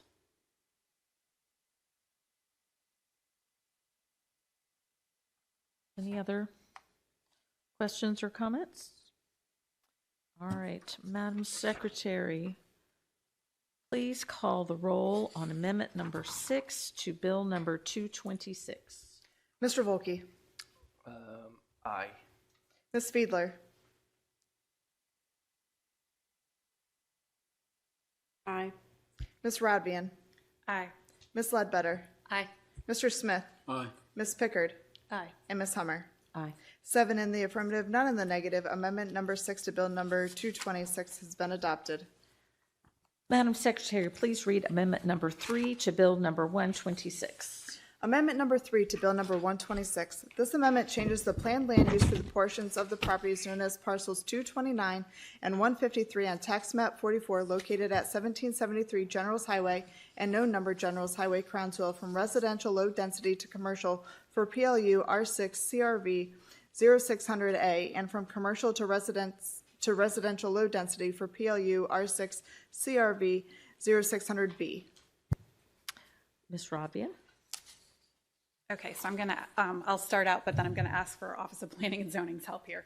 This is Rams Head Roadhouse, and the main thing going on here is a correction of the property lines and an alignment of the use with the zoning. Is that fair to say? And can then I let you elaborate, because you guys have a little bit more detail than that. Patrick Hughes, Office of Planning and Zoning, and I'll speak to the zoning, but also the planned land use as well. Yes, there was an error in our parcel data that reflected incorrect parcel lines, and when the owner came and presented that to us, we corrected that data, and then this zoning change then subsequently adjusts the zoning to not just align with the new revised parcel lines, but also to take in a bit more of the existing footprint of this existing business. So this business is operating under an existing C1 zoning. This simply aligns that C1 zoning with that existing business footprint. And so for that reason, we support the change.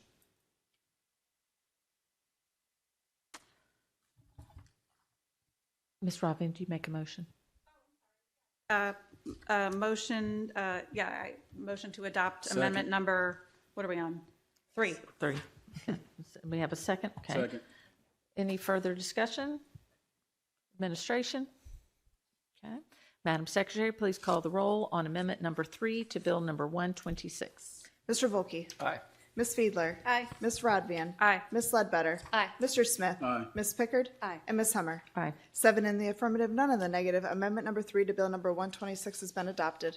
Madam Secretary, please read amendment number 7 to bill number 226. Amendment number 7 to Bill number 226. This amendment changes the zoning of the portions of the properties known as parcels 229 and 153 on tax map 44, located at 1773 Generals Highway and no number Generals Highway, Crownsville, from R1 residential to C1 local commercial for CZR6 CRV 0600A and from C1 local commercial to R1 residential for CZR6 CRV 0600B. Ms. Raffian. This is the corresponding zoning amendment to the land use change we just made. Okay. I move to adopt amendment number 7.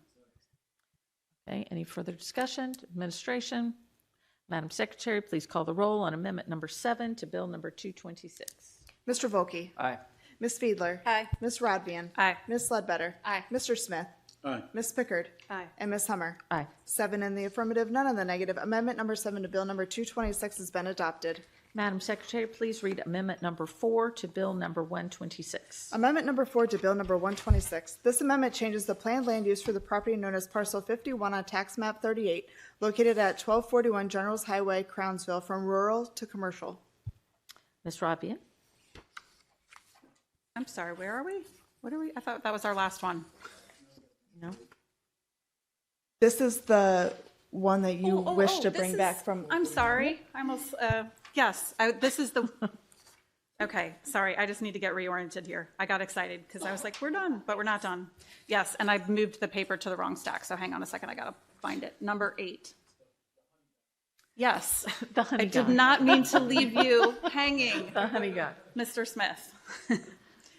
We are speaking on amendment number 4 to Bill number 126, the land use portion, the Thank you. first, prior Okay. to the zoning. Thank you. So amendment number 4 to 126, and then momentarily amendment number 8 to 226. Okay. So we actually started to discuss this one, and then again, I think we were having very valuable discussions, so I withdrew that amendment. And after discussions with Office of Planning and Zoning and my colleagues, I've decided that yes, this was the right path. Obviously, I did a lot of additional thinking about Region 6, and I got input on various things. I think one of the most compelling things is, well, there's a couple pieces. This one, like the amendments that we discussed immediately across the street, you may recall there have some complications that possibly could be addressed by Article 18, but with Article 18 further down the road than initially planned, it just didn't seem fair to sort of not take this opportunity when we don't know the outcome of that. And I think this is a very same situation, that the need for the commercial kitchen does not fall in the current, I'm going to again talk about zoning, even though right now we're on the land use piece, but the commercial kitchen piece is the piece that possibly could be corrected. I'm looking at you for Christina Pompa with the Office confirmation. of Planning and Zoning. I know that Mr. Smith referenced the commercial kitchen. My understanding from the zoning division is that the commercial kitchen would need C4 currently in the code to be permitted. So this going to C3 doesn't get him absolutely everything he needs, but it gets him a long way, and maybe something would happen in the future to help with commercial kitchens in C3. Okay, so this gets the other pieces except the commercial kitchen. I'm sorry. There's a lot to keep track of here tonight.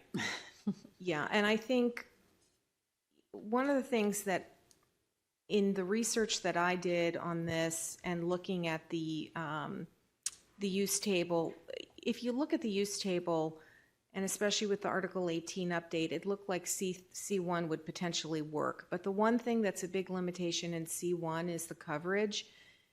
And you're going to need coverage on this site, especially for outdoor storage. You know, garden centers, they have plants and shrubs and trees and pots. They have mulch piles. They have a lot of outdoor storage. So, I mean, ultimately, I came to the conclusion that if you were trying to perfect the use, probably C3 is the best thing here. But it was a very deep dive to come to that conclusion. And I don't know that all of my colleagues at the table would agree with me, but that's where I landed. And really, because this is an existing business that's supported in the community, even though, you know, I think the general message from the area is please no upzoning, but I don't think that that message is with the thought of, you know, stifling existing businesses that are well supported and appreciated by the community. So even though this, you know, does, you know, sort of support a different message, I think, you know, obviously, you know, we heard from the business owner, the property owner, that this, you know, that they intend to continue this business and build upon what they are already doing. This is not going to be some massive change. It's already developed. It's basically going to accommodate what they want, which I think is in the end what the community will appreciate for this existing business. So did I move the amendment already? I did. No, I didn't. Okay. I move amendment number 4. Okay. Any discussion? Administration?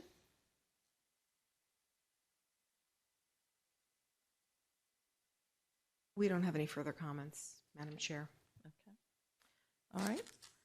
Madam Secretary, please call the roll on amendment number 4 to bill number 126. Mr. Volkey. Aye. Ms. Fiedler. Aye. Ms. Rodvian. Aye. Ms. Ledbetter. Aye. Mr. Smith. For the bees, aye. Ms. Pickard.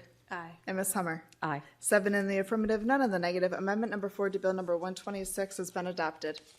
Madam Secretary, please read amendment number 8 to bill number 226. Amendment number 8 to bill number 226. This amendment changes the zoning of the property known as parcel 51 on tax map 38, located at 1241 Generals Highway, Crownsville, from RLD residential low density to C3 general commercial. Ms. Rabia? And now I think we're at the last amendment. This is the zoning change for the land use amendment that corresponds with the land use change we just made. So I move the amendment and ask for my colleagues' support. Okay. Any discussion? Administration? Madam Secretary, please call the roll on amendment number 8 to bill number 226. Mr. Volkey. Aye. Ms. Fiedler. Aye. Ms. Rodvian. Aye. Ms. Ledbetter. Aye. Mr. Smith. Aye. Ms. Pickard. Aye. And Ms. Hummer. Aye. 7 in the affirmative, none in the negative. Amendment number 8 to bill number 226 has been adopted. Bill number 126 as amended and bill number 226 as amended will be heard again on March 16th, 2026. Madam Secretary, please read the titles of bills 326 and 426. Bill number 326, an ordinance concerning general development plan, Region 8 plan, and bill number 426, an ordinance concerning comprehensive zoning, Region 8. Okay. Mr. Hunt? Thank you, Madam Chair. Ethan Hunt for the administration. With me, I have Kelly Kenny, our supervising county attorney, Christina Pump, our deputy planning and zoning officer, Cindy Carrier, our planning administrator, and Eric Ketterling, our senior planner, all from the Office of Planning and Zoning. Bills 326 and 426 are for the adoption of region plan and comprehensive zoning for region planning area number 8, which covers Davidsonville, Harwood, Lothian, Owensville, Owings, Wasons Corner, and parts of Friendship and Edgewater. Okay. Do I have any objection to a joint public hearing on bills number 326 and 426, which are both related to Region 8? No objection. We will now open the joint public hearing on bill number 326 and bill number 426. Madam Secretary, did we receive any testimony through the online testimony tool? Yes, Madam Chair. While we did not receive any testimony for bill number 326, we did receive 2 pieces to bill number 426, which were shared with the council, added to the record, and posted to the website. Okay, we will now call on individuals who signed up ahead of the meeting. When I call your name, please come up to the table and have a seat. When it's your turn, state your name and address for the record. Remarks will be limited to 2 minutes. Please listen for the buzzer and respect the 2-minute time limit as others are signed up to speak. If you have more than 2 minutes to share, I'm going to ask you to submit your additional thoughts as early as tomorrow using our online testimony tool. We have one person who signed up ahead of time, Jake Lonergan. If there's anyone else here who wishes to speak on bills number 326 or 426, you may come up at this time as well.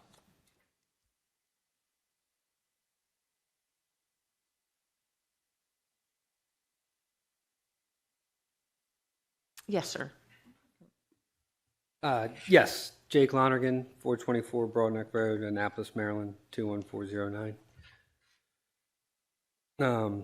Good evening, council members.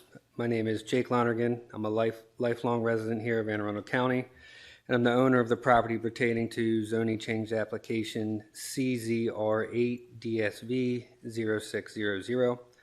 I'm also an owner of Chesapeake Charter Incorporated along with my father and sister. We're a small family-owned business that provides school bus services for Anne Arundel County Public Schools. I'm the third generation of my family in the school bus industry, and we're excited to celebrate 50 years in business this year. My hope is to continue on this legacy for another 50 years through the next generation of my family. School buses are an essential public service, and I take great pride in providing the best service possible for the residents of this county. Part of providing the efficient, reliable services this community deserves is having bus lot locations in close proximity to the school feeder systems they serve. Over the years, it's become extremely difficult to find adequate locations that fit these needs. The reference property in this change application is perfectly suited for school bus operations due to its central location related to the surrounding feeder systems. It will also have a minimal impact on the surrounding communities and businesses. I'm asking for your support so we may continue to provide excellent services for your children, your grandchildren, and your great-grandchildren. Your support is essential so we may continue to provide these services for generations to come at the high standard that should be expected. I appreciate your time tonight and attention to this matter. I look forward to continuing to serve the community long into the future. Thank you. Thank you, Mr. Lonergan. Yes, sir. I am Bruce Stein. I am president of the Davidsonville Area Civic Association, an organization of 300-plus members of the Davidsonville area, and I live at 3219 Homewood Road in Davidsonville, Maryland. We support OPZ's opposition to the proposed rezoning at 536 West Central Avenue in Davidsonville, CZR8 DSV 0600.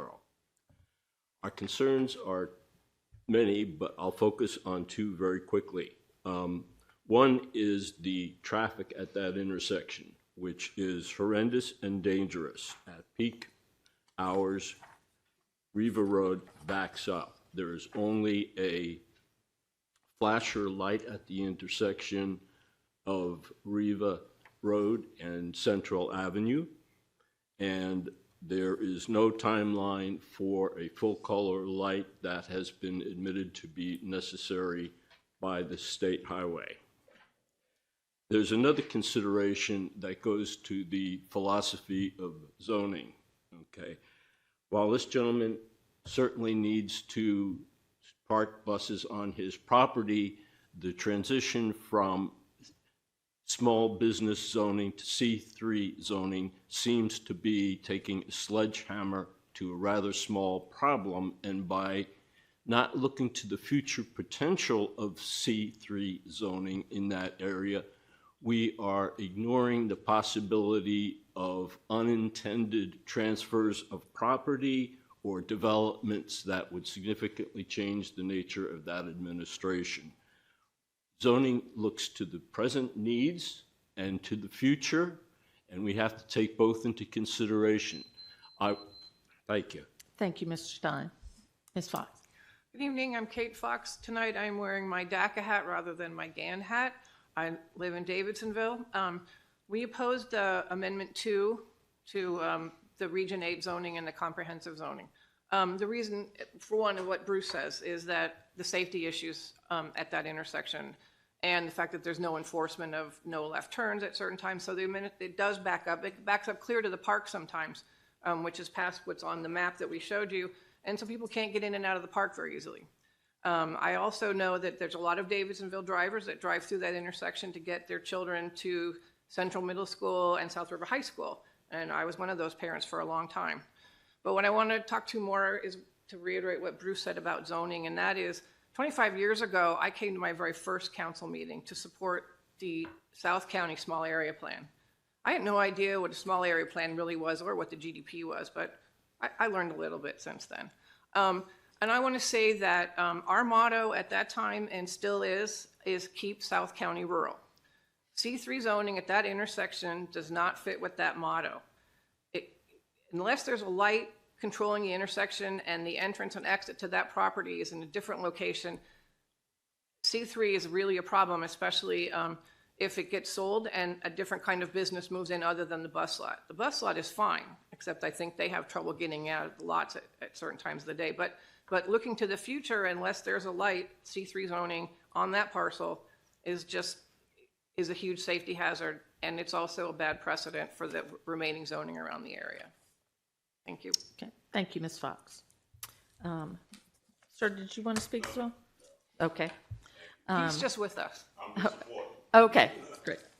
The joint public hearing on bills number 326 and 426 is now closed. Madam Secretary, please read the title of bill number 326 and 426. Bill number 326, an ordinance concerning General Development Plan, Region 8 Plan, and Bill number 426, an ordinance concerning Comprehensive Zoning, Region 8. Okay, any further discussion before we move forward with amendments? Okay. As I said earlier, there will be some back and forth between bills in order to keep new amendments about the same properties together. There is one amendment to Bill number 326 and two amendments to Bill number 426. Madam Secretary, for the upcoming amendments requiring signs for at least 10 days before this legislative session, were signs posted on the subject property and was notice of the proposed change of zoning posted to the County Council website? Yes, Madam Chair. Okay. Madam Secretary, please read amendment number 1 to Bill number 426. Amendment number 1 to Bill number 426. This amendment changes the zoning of the property known as Parcel 89 on Tax Map 55, located at 536 West Central Avenue, Davidsonville, from SB Small Business to C3 General Commercial. Ms. Ledbetter. Thank you, Madam Chair. I want to first start by recognizing and thanking the representatives from DACA for coming in and expressing their views. I am empathetic to their position. There were, however, a few unique characteristics to this particular parcel that, for me, were they defined essentially my decision to introduce this amendment tonight. Number one, the land use on this parcel is already commercial, so it was designated in Plan 2040 with a recognition of a commercial land use. Number two, there are two parcels immediately across the street that are already zoned C3, so that does create, there is already that designation is existing in the very, very close vicinity. And then lastly, it's the use that's in place. This is not an owner coming in asking to change a use, to upgrade a use, to alter a use. This is also a use that provides a demonstrated public good. Parking school buses so that we can provide transportation to kids to our local schools. I think this council recognizes how difficult it is to find adequate and suitable locations for school bus parking. The taxpayers just spent $7 million purchasing a lot in a different part of the county. I do feel a fiscal responsibility in this particular case to do my part to ensure that this business owner can continue to provide this service so that we as a county don't find ourselves in a position in the future where maybe we're asking taxpayers to have to spend money on a different facility. And also of note, this is information that literally came to me. Didn't go looking for it in full transparency. It came to me in an email from SHA about a completely different traffic study at a different intersection. It was Ashland Road in 214. And at the bottom of that email, and I'm just going to read this so that I don't mess it up. And this is to the concern about the light. Give me a moment. Let me try and find it.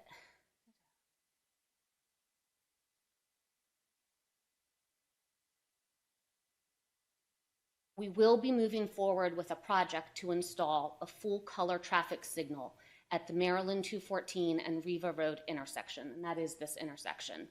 The project is currently in design, but a construction schedule has not been established.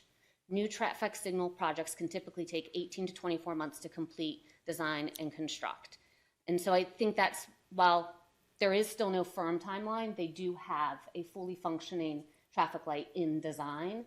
And I know that will definitely improve the traffic flow and the safety of that intersection. And again, I want to emphasize that this is a use that is already taking place. This is not a change. Motion to adopt. Second. Okay. Any discussion? I just want to clarify that currently the bus company is already operating out of this property. Yes, correct? ma'am. And it's a non-conforming use? where do we fall on this now? Eric Ketterling, Senior Planner. So what I can say to that is, at one time when this was zoned small business, or it's zoned small business now, and at one time the school bus facility was a conditional use in small business. However, Bill 104-21 removed school bus facilities as a conditional use in the small business zoning districts. Okay. So right now, it is in kind of that limbo stage moving forward. Okay, that it was allowed and now it's not. Correct. Okay, thank you. Ms. Fiedler. Thank you, Madam Chair.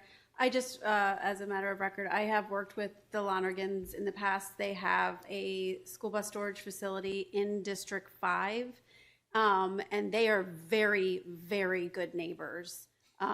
They are surrounded by residential communities. They are like the center of the donut. Have never received a complaint. They support the community. I know that they have been looking for a really long time for ways to keep their family business going for generations to come. So I will be supporting this amendment tonight. I think it's a great move. All right. Any further comments? Administration?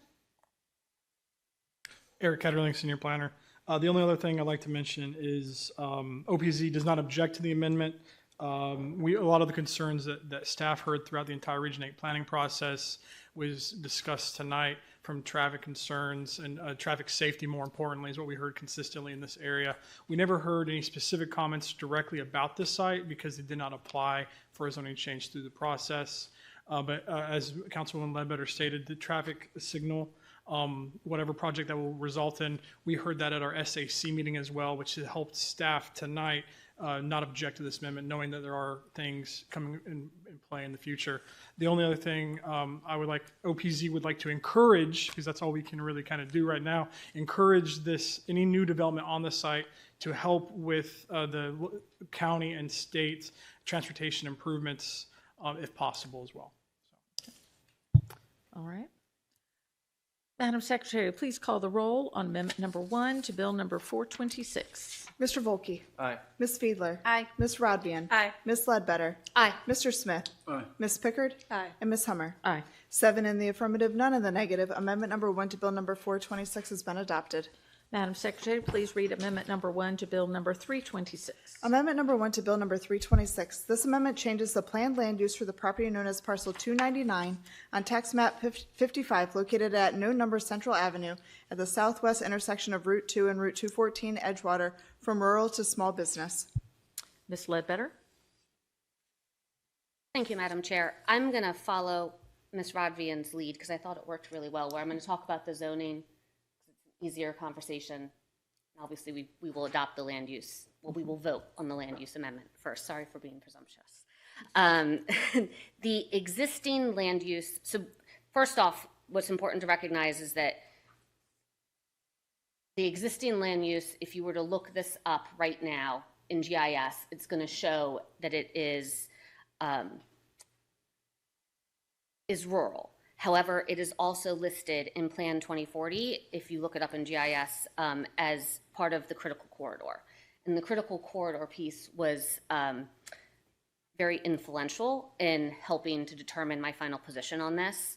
If you look at the map, you will notice that there is considerable high-intensity land use around it. And given the size, it's just about 5 acres. With its location directly on 214, and the high-intensity commercial uses around it, realistically, the land use designation and the zoning of RA don't seem fair or appropriate for that particular parcel. Originally, this applicant came into the planning and zoning process and applied for, I believe it was C3. And the community has been pretty clear that that level of intensity of intense development is not something that is welcome or folks are enthusiastic about. I believe by doing a land use designation and a zoning designation of small business, it finds a balance between the community's desire to limit the most intensive uses, along with the property rights of the owner to have a viable option to do something with this parcel. It does align with Plan 2040.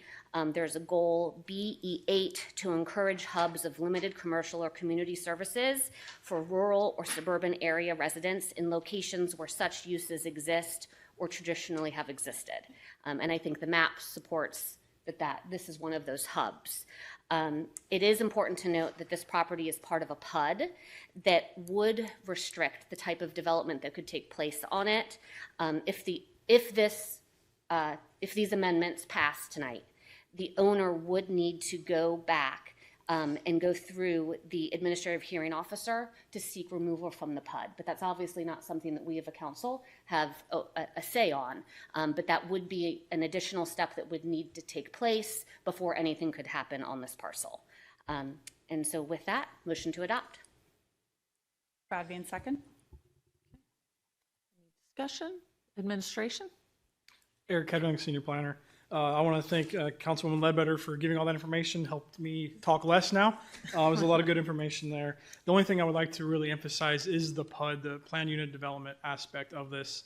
PUDs are complicated, for lack of a better word. There are a lot of agreements that go into play when looking at the PUDs. This PUD, I think, is about 1,400 acres, so each parcel within the PUD kind of came together for one big development agreement that the administrative hearing officer eventually approved. So when a zoning is changed on one parcel particularly, it can really disrupt the entire PUD development. And as Councilwoman Ledbetter stated, if any development were to occur on this site, because small business is not allowed in this PUD, C2 and C3 zoning is only allowed in the BWI 4 mean growth area. They would need a special exception. Again, special exceptions are not guaranteed. I think staff, OPZ is at the point where we do not object to this amendment, knowing as long as we're clear about the restrictions and limitations given the PUD and the small business, and given the fact that the current owner and any future potential owner of the site, knowing they have to withdraw themselves from the PUD before any development can occur. That's why staff does not object to this amendment. Okay. Any further questions? Madam Secretary, please read amendment. No, please call the roll on amendment number one. No, wait a minute. Am I off again? I'm off again. Sorry. Madam Secretary, please read. No. We are going to call the roll on amendment number 1 to bill number 326. Okay. I'm like, where am I on this? Madam Secretary, please call the roll on amendment number 1 to bill number 326. Mr. Volkey. Aye. Ms. Fiedler. Aye. Ms. Rodvian. Aye. Ms. Ledbetter. Aye. Mr. Smith. Aye. Ms. Pickard. Aye. And Ms. Hummer. Aye. 7 in the affirmative, none in the negative. Amendment number 1 to bill number 326 has been adopted. Now, Madam Secretary, please read amendment number 2 to bill number 426. Amendment number 2 to bill number 426. This amendment changes the zoning of the property known as parcel 299 on tax map 55, located at No Number Central Avenue, located at the southwest intersection of Route 2 and Route 214, Edgewater, from RA Rural Agricultural to SB Small Business. Ms. Ledbetter. Thank you, Madam Chair. This is the corresponding zoning amendment to the prior land use amendment. No further comments. Motion to adopt. Okay. Do I have a second? Second. Any discussion? Administration? Madam Secretary, please call the roll on amendment number 2 to bill number 426. Mr. Volkey. Aye. Ms. Fiedler. Aye. Ms. Rodvian. Aye. Ms. Ledbetter. Aye. Mr. Smith. Aye. Ms. Pickard. Aye. And Ms. Hummer. Aye. 7 in the affirmative, none in the negative. Amendment number 2 to bill number 426 has been adopted. Bill number 326 as amended and bill number 426 as amended will be heard again on March 16th, 2026. Thank you very much, all of you OPZ folks. Madam Secretary, please read the title of bill number 926 as amended. Bill number 926, an ordinance concerning zoning conditional uses battery energy storage systems. All right, Ms. Fiedler, this is your bill. We had recent discussion at our recent work session. This bill allows a use to the chart for battery energy storage systems that does not presently exist in the code. Ask for my colleagues' support, and there will be amendments at the appropriate time. Correct. Do any of the co-sponsors wish to speak before we move on? Administration, Mr. Hunt.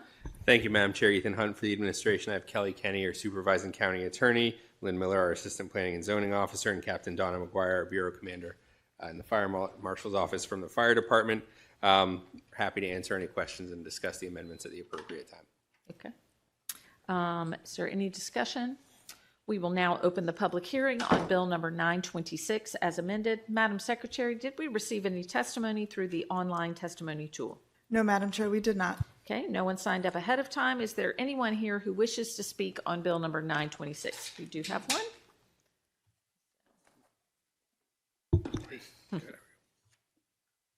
Please come up to the table and have a seat. When it's your turn, state your name and address for the record. Remarks will be limited to 2 minutes. Please listen for the buzzer and respect the 2-minute time limit. If you have more than 2 minutes to share, I'm going to ask you to submit your additional thoughts as early as tomorrow using our online testimony tool. Great. I'll try to keep it under 2 minutes. Good evening. My name is Adam Dubitsky. I serve as State Director for the Land and Liberty Coalition of Maryland. We are a renewable energy and property rights advocacy group, and we support Bill 926. It's an important step in the right direction. But we would suggest that the council reconsider or consider down the road revisiting certain elements of the bill. Today, large ground mount solar projects are not only the lowest cost, they're the fastest to deploy. Obviously, they don't work at night. And that's where the new BESS, battery energy storage systems, come in. When we see headlines in the news and social media about these out-of-control battery fires, it's almost invariably an older system, an older technology. And the systems that will be built in Maryland today and built in Anne Arundel County today are modern systems that simply don't have those failures to the same extent. Something else that has happened alongside of that is firefighting for these systems has advanced dramatically. A lot of it is the National Fire Safety Center, Training Center, also in Maryland.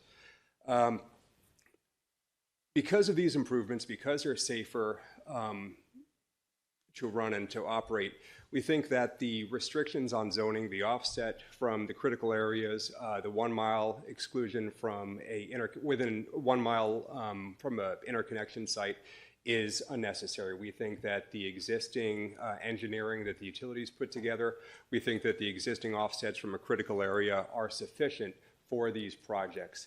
But again, this bill is an important step in the right direction. This solar is an important part of our energy mix. We certainly need more energy, and these new battery systems make it a reality and will help bring down costs and increase grid reliability. And I thank you for your time.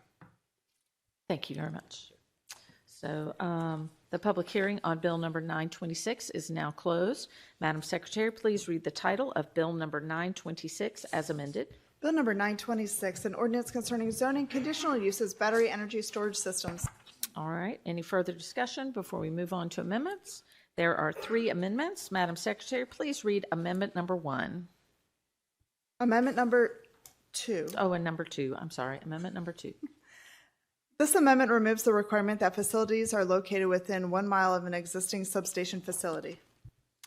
Ms. Fiedler, this is our amendment. Go ahead.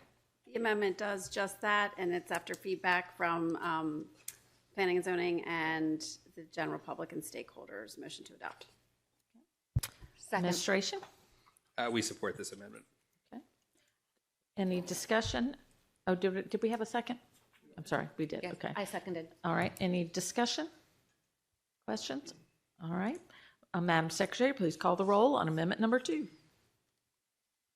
Mr. Volkey. Aye. Ms. Fiedler. Aye. Ms. Radbian. Aye. Ms. Ledbetter. Aye. Mr. Smith. Aye. Ms. Pickard. Aye. And Ms. Hummer. Aye. 7 in the affirmative, none in the negative. Amendment number 2 has been adopted. Madam Secretary, please read amendment number 3. Amendment number 3. This amendment clarifies that a battery energy storage system does not include public utilities. This is my amendment, and this is the public utilities are already exempt for this. This is just adding the language so that there's no confusion in the code to make it clear. Motion to adopt. Second. Any discussion? Administration? We always like to avoid confusion. Oh, that's good to hear. Madam Secretary, please call the roll on amendment number 3. Mr. Volkey. Aye. Ms. Fiedler. Aye. Ms. Rodvian. Aye. Ms. Ledbetter. Aye. Mr. Smith. Aye. Ms. Pickard. Aye. And Ms. Hummer. Aye. 7 in the affirmative, none in the negative. Amendment number 3 has been adopted. Madam Secretary, please read amendment number 4. Amendment number 4. This amendment allows battery energy storage systems as a special exception use in C3, C4, W1, SB, and OS districts, and all residential maritime mixed use and Oneonta Town Center districts as a permitted use in W1 and W2 districts, and provides for the special exception use requirements and removes obsolete language. So this is an amendment that gets a little confusing when we look at uses, and as we've been discussing it further this week, I think there's still some discussion we need to have as to where these systems would be allowed and under what conditions. So at this time, I'm going to withdraw this amendment, and we're going to have some further discussions in the coming weeks, and we'll bring back another version at the next meeting. So, and that way, Bill number 926, as amended, will be heard on March 16th, 2026. Madam Secretary, please read the title of Bill number 1026. Bill number 1026, an ordinance concerning boards, commissions, and similar bodies, Police Accountability Board training. And thank you for coming out and having to sit here for a long time through all the zoning. This is Police Accountability Board. This is just adding some language. Oh, I have an amendment coming, so I'm sorry, I'm jumping ahead on that. We've already added in to allow more riders, more ride-alongs with, am I on the right one? Yeah. More ride-alongs with different agencies, and so this is just a clarification tonight. Administration, do you have any comments to make? We support the bill and the amendment. Okay. As noted, we closed the public hearing on February 17th and motioned to hold the vote until this evening. So is there any further discussion before we move on to the amendment? Seeing none, Madam Secretary, please read amendment number 1. Amendment number 1. This amendment clarifies that the annual ride-alongs must be completed with entities within Anne Arundel County. And that's exactly what it does. We're just adding some clarifying language to make sure that everybody knows on Police Accountability Board that they need to ride with a Anne Arundel County entity. Administration, y'all are good with that? Yep. Okay, make a motion to adopt. Do I have a second? Any discussion? Madam Secretary, please call the roll on amendment number 1. Mr. Volkey. Aye. Ms. Fiedler. Aye. Ms. Rodvian. Aye. Ms. Ledbetter. Aye. Mr. Smith. Aye. Ms. Pickard. Aye. And Ms. Hummer. Aye. 7 in the affirmative, none in the negative. Amendment number 1 to Bill number 1026 has been adopted. Bill number 1026, as amended, will be heard on March 16th, 2026. Madam Secretary, please read the title of Bill 1126. Bill number 1126, an ordinance concerning recreation and parks, Article 14, code revision. Mr. Hunt?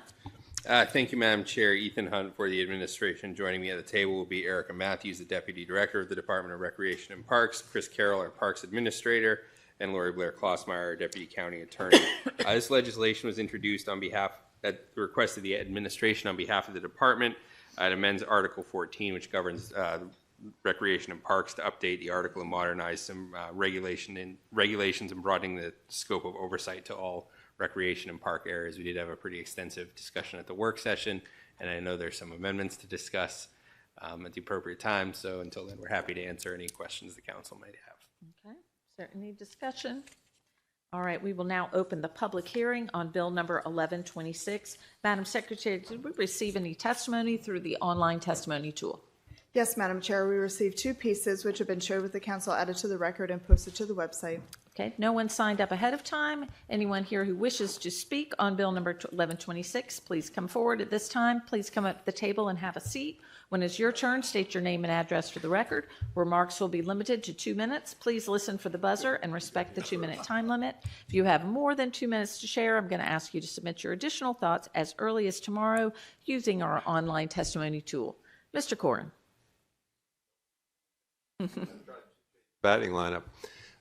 John Corrin, Severna Park, President of Bicycle Advocates for Annapolis and Arundel County, also Chair of the County Bike Commission, but speaking tonight as Bike AAA. We like the bill. It aligns the definitions of a wide range of personal mobility devices with state code. We are working very closely with the state on a variety of safety initiatives with regard to these devices. We worked very closely with Rec and Parks 6 or 7 years ago to update the trail rules with regard to these types of devices. We think this framework will set the groundwork for revisiting those rules. We are very concerned about safety. There's been a lot of talk about e-motos, which are devices that exceed the definition of electric bicycle.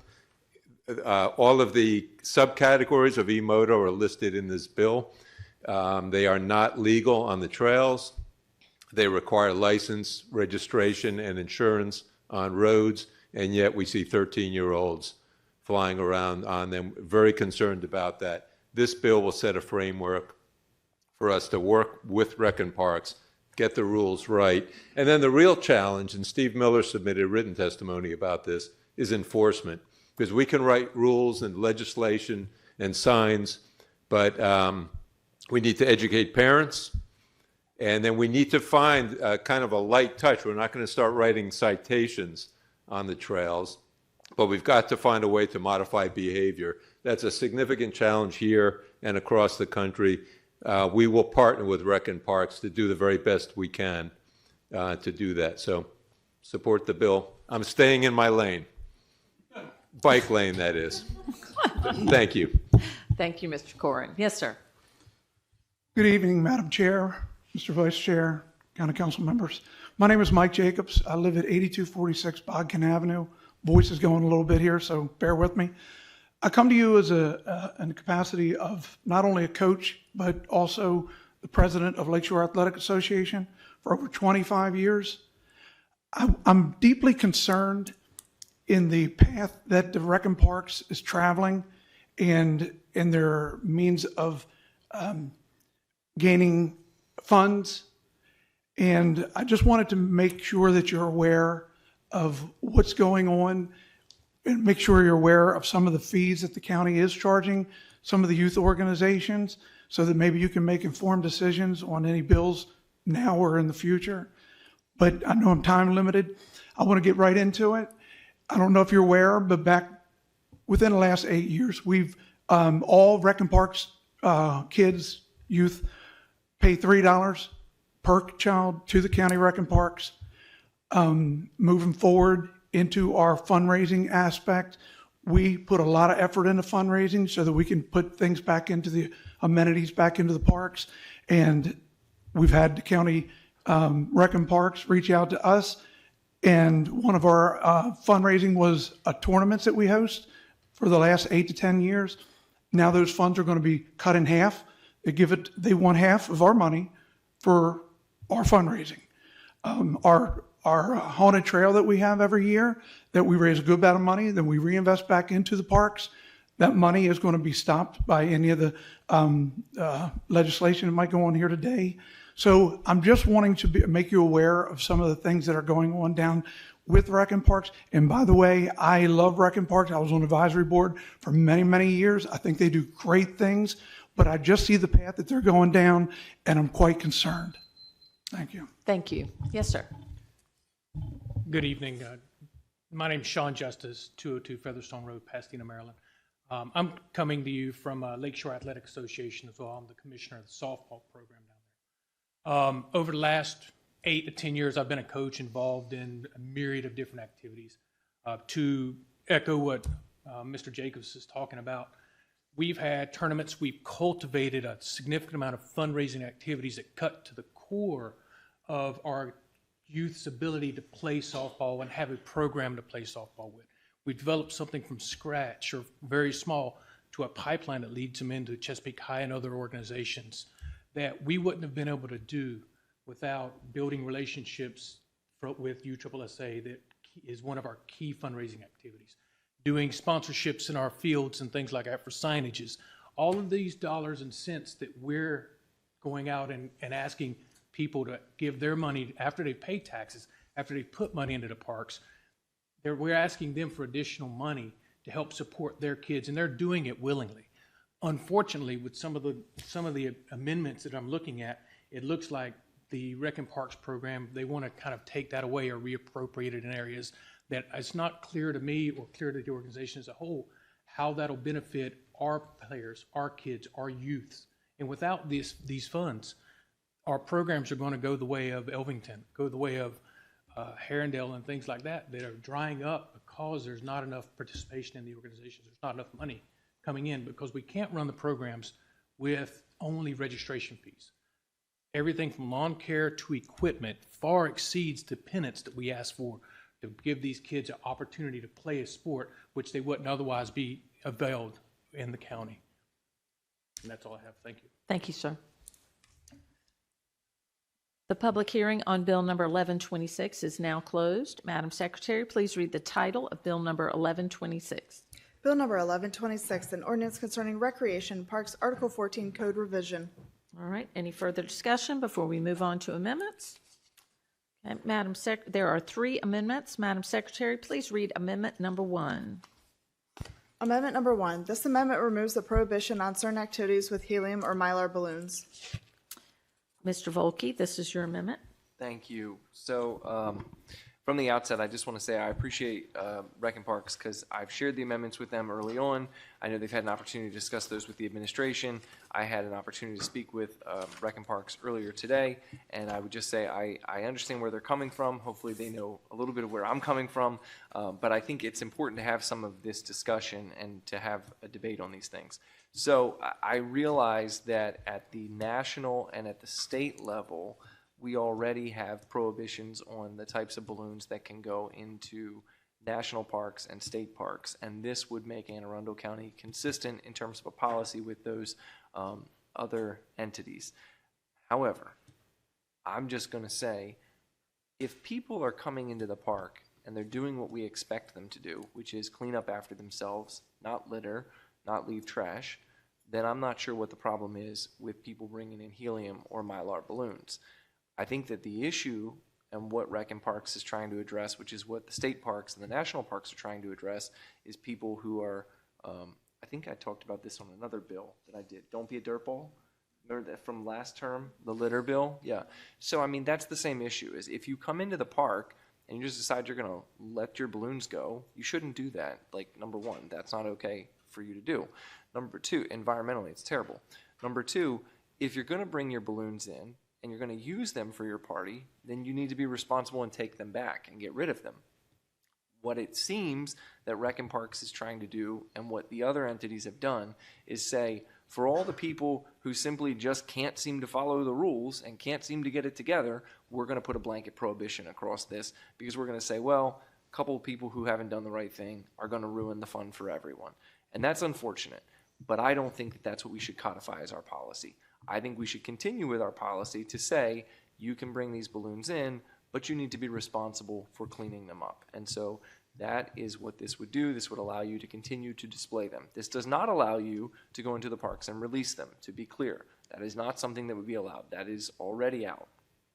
This would simply let you have these when you're doing a birthday party or a graduation party or any sort of celebratory party that you're doing in the parks. So with that, I would move this amendment. Second. Administration.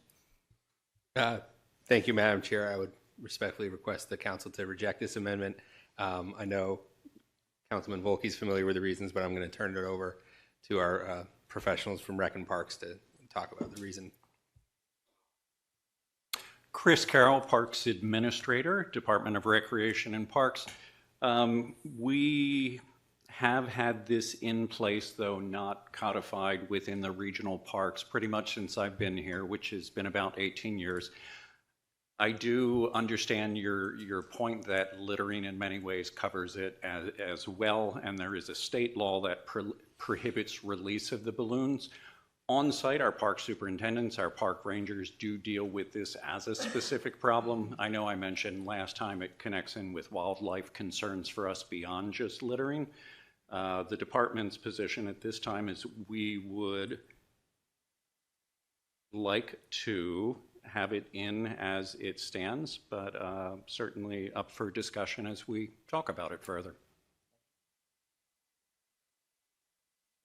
So you would still be allowed, I am seeing fewer and fewer helium balloons. I'll just say, where there's a helium shortage going on, there's not there. We're seeing more and more when you go very elaborate, beautiful balloon arches and balloon sculptures everywhere. Those would still be allowed because they are not helium balloons. Is that correct? Under the existing bill? Currently, in our regional parks, in policy, all balloons are prohibited, whether they're helium or not. Helium becomes a specific problem also with the tanks. We've often had those left behind, and they're considered hazardous material as far as disposal goes. But currently, it's a prohibition in the regional parks of all. Of all balloons? That is correct. Now, with this change in this bill, because it specifically says helium or mylar, would it allow non-helium balloons to come in? Okay. The way the bill is currently written, it would allow the non-helium filled balloons. So you could still have non. That is correct. Mr. Smith. Thank you, Madam Chair. Is there data on the amount of citations for folks that have released? Like, is there any data that shows there were 18 incidents of balloons being released in the park, or any of that data? There is not. It's not something. I look back at our citation records. We started citations in 2017, and we have not written on that. Our first course of action is to educate as opposed to do it from more of an enforcement perspective, so I do not have data on that. Okay, thank you. Mr. Volke. Thank you. Is the concern helium or is the concern balloons generally? The concerns was balloons generally. Okay. So, yes, to my colleague's question, which is what I'm trying to understand, if this bill allows balloons generally, but just not helium balloons, seems like the bill doesn't even quite get to where you want it to go. Certainly gets beyond where I want it to go. Understood. But it doesn't seem like it gets where you want it to go. So I'm just confused why it was presented in the way it is. And I'm not trying to zing you, because always you can amend your bills, but I'm just curious what the reasoning was. Reasoning why you left balloons out. Like, if you can still come in with a balloon arch, but the concern is balloons, then why are we prohibiting helium and mylar, but we're not prohibiting regular old latex balloons that are blown up without helium? Essentially, it was a policy that was written into the regional park rules separate from Article 14. Okay. So in the regional parks, it's always been prohibited per that specific park policy. But you're correct, in the legislation, it does leave that open to more interpretation. Erica Matthews, Deputy Director for Recreation and Parks. I think the bigger issue is that the helium and mylar balloons float away, whereas the other latex that you just sort of blow up are stationary, and we have a little bit more control of that and cleanup and where they're being placed. When they're on the arch, they're secure. It's a stable sort of setup. These go everywhere. You can go into any of our parks now and you'll see a random mylar balloon in a tree. We can't get that down. So while we like for folks to follow the rules, sometimes things happen that are outside of the control, and now we've allowed this litter to enter into the space that we don't want it. But it's already illegal under state law to release mylar or helium, any kind of balloon, right, anywhere. Right. Yes, okay. So if a person comes into a county park and they have those balloons, if they were to release those balloons, they're already breaking the law. So really our concern is not stopping people from releasing balloons. Our concern is a litter concern. And with respect to a litter concern, we already have rules that prohibit littering, and you already could cite people for littering. So I guess what I'm trying to understand is what this does that you don't already have, other than just blanket prohibit. I'm thinking like, one bad apple don't spoil the whole bunch, and that's kind of where we're at, is like we're looking at these couple bad actors and we're saying, well, everybody's out because these people can't get it together. And I just don't think that's fair. We also include that when folks come in to get the permits in the application. So yeah, this is just one more line item and one more way. Again, the process and procedure has already been in place to exclude these from the parks. This just adds it to the code. And again, our process is always to educate before enforcement, which is why we don't have the tickets that go along with it, because it's a balloon, but when they show up, the rangers do ask them to put them back in the vehicles to not have them present in the parks as well. Okay, but are we seeing a major issue with people, like, if people could bring balloons in and they could responsibly take balloons back out, we would all agree that's okay, right? At that point, because we say they're not littering, they're not releasing them, so that's exactly what we want. We want you to bring them in, you can use them, you can take them back out. So that's where I'm getting with this, is like, why is it fair to say to all the responsible people, you can't use balloons, you can't do this in a reasonable way, because there's a couple people who just can't get it together. That's why I don't understand why we have to, like, prohibit this. It seems like the bad actors who are releasing them or littering, we already have tools in place to stop them. So why are we penalizing all the people who follow the rules? Because that's what we're really doing with this. We're saying to the people who are following the rules, you can't do this at all, because we already have rules to stop the bad people, but that's not enough. We got to block everybody. Why is that? I believe we've already established that in the regulations of our park regulations, all balloons are not allowed. Yeah. We're only having this conversation. That's been the rule for 18 years, I think I heard. We're only having this conversation now, and you don't like it because it's going to be in the code. But balloons are not allowed in our parks currently by regulation, and since they're overhauling Article 18, they decided to elevate that and codify it. So you're saying you want balloons in the parks, even though they've never been allowed in the parks. Is that what I understand? They were allowed before 18 years ago. Oh, okay. But then, for whatever reason, somebody made this policy, and it's not something that's been in front of us. And I guess we could have put in a bill that said we're going to allow balloons in parks and override their regulation. So if you amend this out of the code, it's still in regulation that balloons aren't allowed in the parks. But the council has spoken and said, we think this is something you should allow. So then they have to decide whether they want to change the regulation or not. Ms. Robbian. Thank you. So just to respond to my colleague's argument that, this is a response, or, this is in response to, sort of like a few bad actors.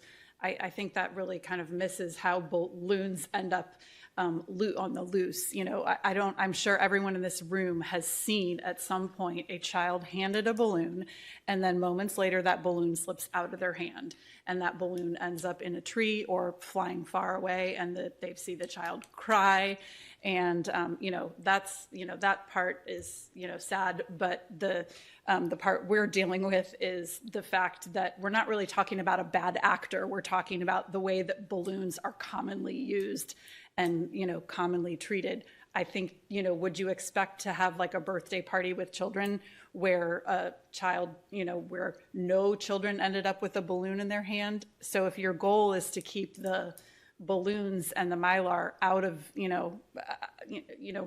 from polluting the park, then the most effective way to do that is to completely eliminate them.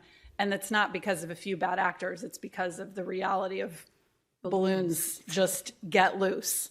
Like they're not, I think Ms. Matthews described it, they're not, especially if they're helium and they're Mylar, they just float wherever.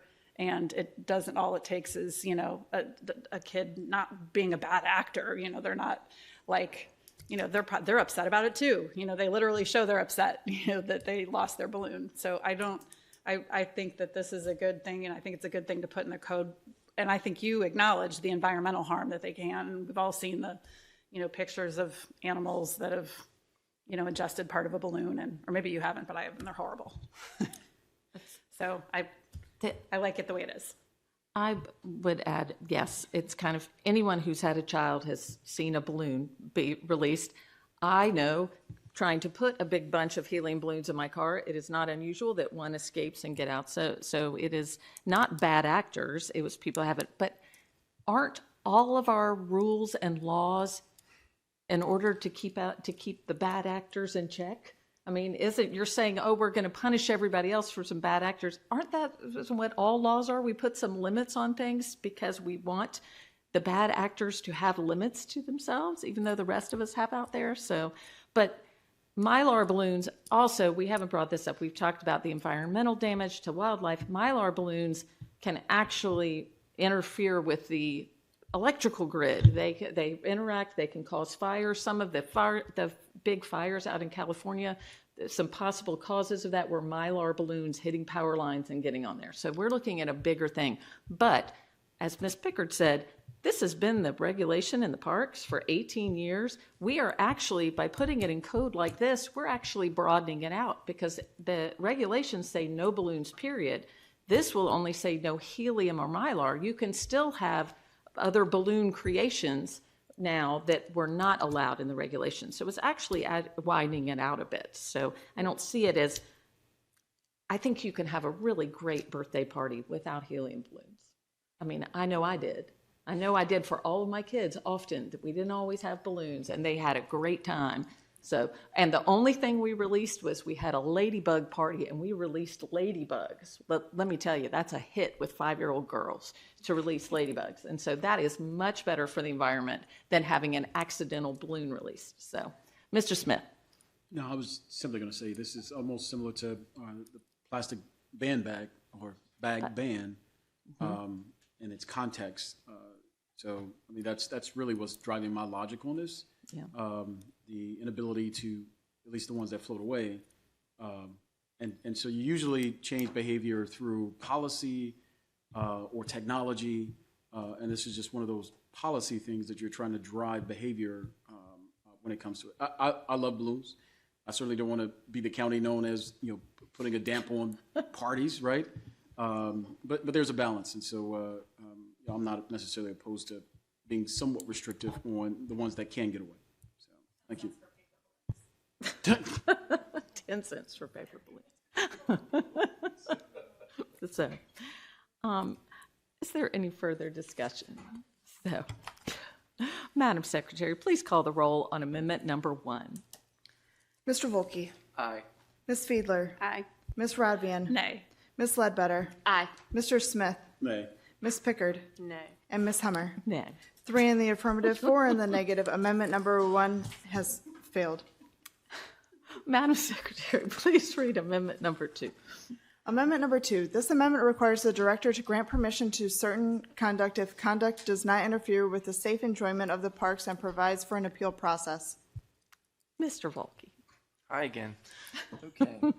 So there's a lot of decisions in this Article 14 rewrite that fall within the purview of the director, and that's not necessarily new, but it is certainly something that we are making very abundantly clear. And in reviewing that and having an opportunity to see how that works, I would suggest that there should be some sort of codified right of appeal for the decisions that are made by the director. So this would allow that right of appeal to move to the Board of Appeals, who already hear appeals for lots of other things. Move the amendment. I can't wait to hear from the Office of Law. Second. Administration. You should just send it down. Yeah, we oppose this amendment, and I'm going to send it to the Office of Law to. This would be the first time I'm hearing this. Gee, thanks. Lori Blair, Deputy County Attorney. So the issue that we have, there's a couple of issues with this, one of which is kind of the obvious practical issue that by the time any decision would get to the Board of Appeals through the process, it would be moot. I mean, I can't imagine any, if you want to have a balloon, by the time the Board of Appeals rules on whether you could have a balloon, it would be a moot issue. But the other issue here is that if you look at the state law and what the board can have jurisdiction over, we don't think these are the types of decisions that the board can even be granted jurisdiction to. There is discussion about permits, permissions, things like that, but those are really related to, those aren't related, but you cannot have jurisdiction, the board cannot have jurisdiction over the decisions within the executive branch of government. So this would be those types of decisions that deal with the executive branch determining what can be done on county property. And if they can have jurisdiction of the type of permissions that tell you what you can do with your property or whether you can have a permit to do something on your property. But we don't think that this is the type of thing that the the board would have jurisdiction over, and the board has agreed with us in other aspects of this, for example, decisions of the purchasing agent on contracts or whether or not to give a contractor a price increase, for example. They've said, no, we don't have jurisdiction over that. That's an executive branch decision. And we think that this is parallel to that, and they do not have jurisdiction over that. Thank you. So an executive branch decision could be the decision by the planning and zoning director to grant a modification. That would be subject to, yes. And that would be subject to an appeal to the Board of Appeals? To the Board of Appeals. Right. Or if there was an administrative hearing officer decision, who is again an executive branch employee, and that person made a decision to grant a variance or a special exception or to deny one of those things, all of those would go to the Board of Appeals. So I guess where I'm struggling to understand the Office of Law, and I haven't seen, if there's a memo, I haven't seen it. This is the first I'm hearing of kind of the opposition. I heard earlier today that there would be opposition, and I heard that it would be along the lines of you all thought that this was not permitted, but I don't have the details of it. I would be very interested to know kind of the background on this, where law is drawing that conclusion, because certainly there are things in our code that exist now where there are decisions of executive branch employees who then can have that decision appealed to the Board of Appeals. So I guess that's where I'm not fully understanding what the state law prohibition would be to say that there's not the authority for that. Right, I'm not saying it's every decision of an executive. Okay. It's the day-to-day operations of the executive branch of government. Okay. So these are the day-to-day operations of the executive branch of government. This is somebody saying, this is what you can and can't do on a piece of county property. It has nothing, it's very different from a variance, a modification, or something that you as a citizen go in and ask the county to do with respect to your property. Granting a modification is not the day-to-day operation of the executive branch of government. That is something that's codified, and the right to operate it's dealing with the right to what you do with your property. It's that type of permit, that type of land use decision that is specifically granted to the Board of Appeals. I mean, I do have a memo. I mean, it's in another context, but I'm certainly willing to provide that to you. Okay. It even has case law. I have no doubt. Yep. Mr. Smith. Two questions, one for Rex and Parks and then one for the sponsor. Do we know how many events take place on park property in a year? Do you have a ballpark? I can get you a specific number for that, but just because we had basketball this weekend, I know that we had 179 games over 2 days. So, I mean, that's pretty much what our weekends will look like. Multiply that times 52 for some of our busier seasons. So if we were to include wrestling, football with all the youth organizations and youth leagues, I think we have about 13 of those. We have games every weekend. Those are the bigger events that we have, not to mention the special event permits that come in for larger events like, say, a Lifeline 100. We have the harvest festivals that we have in the parks. We also help with some of the homecomings, as they call them, in football that they have in the park, some of those bigger events. So we're talking, I would say, thousands of events. And for the sponsor, I'm never closed-minded when it comes to these. I really do try to learn from it. From a practical standpoint, do you think our Board of Appeals is positioned to be able to respond to these things in an adequate way that would make it sufficient, considering that because we have probably hundreds of thousands of patrons that visit park facilities or Rex and Parks facilities throughout the county. It's probably the most utilized asset we have as a county government, more than any other function.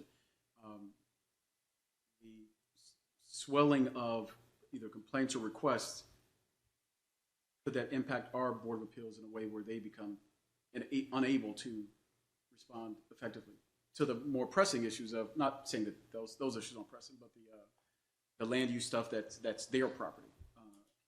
Honest to God question, just curious to see what that looks like.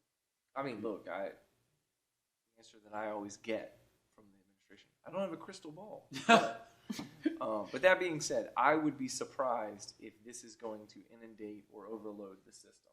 And the reason I say that is I don't anticipate that you're going to get hundreds of appeal requests relating to the decisions of the director, unless for some reason the director started just sort of acting in a way that was completely contrary to the interests of user groups or citizens. The purpose with this is not to encourage appeals. The purpose of this is to divest one individual, which in this case is the director of Rec and Parks, from having absolute control on these decisions. And to basically say there is a mechanism through which if that person, which I don't think we have currently, but if there was a different person, which is what we write legislation for, and that person were, sort of saying, no, we're not going to do this and taking a very draconian view, there'd be no level of recourse. And so the purpose with this is to say, this is almost a check and balance, right? This decision is going to be made by this person, but in the event that this person is not making the decisions in a way that's good for the county or good for the groups, there is a right through which you have a way to get recourse. Could that be That's the idea. Could that be an internal, maybe some other change where it's internal to, it's not the board? My thing is the Board of Appeals. Yeah, I got you. Could it be some other entity that's created internal to like a Rec and Park board that's literally just... There's like a Rec and Park advisory board that already exists that you could maybe say this goes to. But here's the challenge. I'm not trying to zing the panel, but I heard about this issue. I sent my feedback on what I wanted to do after the work session. Like as we were in the work session, I sent the email. I said, these are what I want in terms of amendments. I heard today that Office of Law at like 12 o'clock, they had an issue with this. That's fine. I understand they have an issue with it. But I haven't even had the time to then follow up on that and say, okay, well, what other avenues could exist to do this? Not having that information, here I am with this amendment. Right? If there's another way to do this that accomplishes the goal that I'm looking for, that is not this way, but it's another way, fantastic. Love to hear that. Would appreciate that feedback. I don't know whether that'll come or not. That's why we're moving forward with this amendment. I can only do what I can do. No, I totally understand. Thank you. And I wasn't even late on this amendment request, I might add, for this wasn't a last minute one. Ms. Matthews. To both gentlemen of the council, the department does have processes in place for people to adjudicate the concerns that they have. One example would be when athletes are suspended from sports because of behavior that they have exhibited on the field. The department makes a decision, the athlete can submit a waiver request, and we have an internal board that would then review that request. We have a similar review process for coaching waivers. When requests come in for the department, while the director is the ultimate signatory on the letter that goes out, that decision is not made in isolation. Typically, for example, we had a request for model rockets, which is a unique request. When that came in, the department reached out to Office of Inspections and Permits. We also reached out to the fire marshal to figure out were there any concerns with the model rockets being released in the parks. The initial response was we need more information from the applicant. So a lot of times a response of a no from the department is because we don't have enough information to make a decision. Once we get that information, we may go back again and have additional conversation with all the parties that we reached out to make that initial decision. One of the things that we're striving to do now is to be consistent in the way that we hand out special exceptions, or the director has approved a special thing here or there. The department can write this all up into a process and turn it into a policy, so that there is a written pathway to adjudicate the concerns, and we think we can handle that internally. To, as your point, you don't know how many are going to come. We're not getting that many where they are raised to a higher level, where they reach council or they reach the executive branch. I think that there is some room without us having to get muddled up in the timing of the review, and then what the actual Board of Appeals would say if it's legal or not. But I think we can handle that internally if that would be acceptable to the council. Ms. Rodbian? I am so sorry it's been so long that I think I was going to maybe express a little bit of concern about the ambiguity and how many different ways you could interpret, what is considered conduct that does not interfere with the safe enjoyment. I just worry that it's ambiguous, could be interpreted. I mean, we just talked about balloons, and I think that, demonstrates how easily someone could disagree on what constitutes safe enjoyment of the parks. So that's kind of my concern, is there's a lot of room for interpretation there. So with the discussion, I think I understand what Mr. Volke is getting at. It is, the way it's worded now, the sole discretion of the director makes it sound like that this is, the wrong person in the position could be saying no to everything on there. But it sounds like you do have a system in place for different appeals, discussions on that. There may be a way that we can word this in here to say that to go through the process without the Board of Appeals, because I don't think the Board of Appeals is the proper mechanism for there. But I think everyone would feel better knowing that these are not decisions that are made in isolation, just on a whim that comes through, that we have another process, whether it be the Rec Advisory Council or an internal board that reviews. And it might be different ones. Like you said, player behavior is going to involve different people than something for a special event in a park. They're going to be weighing different concerns. So I think we could probably find a way through, but it's not this amendment to have that. Ms. Pickard.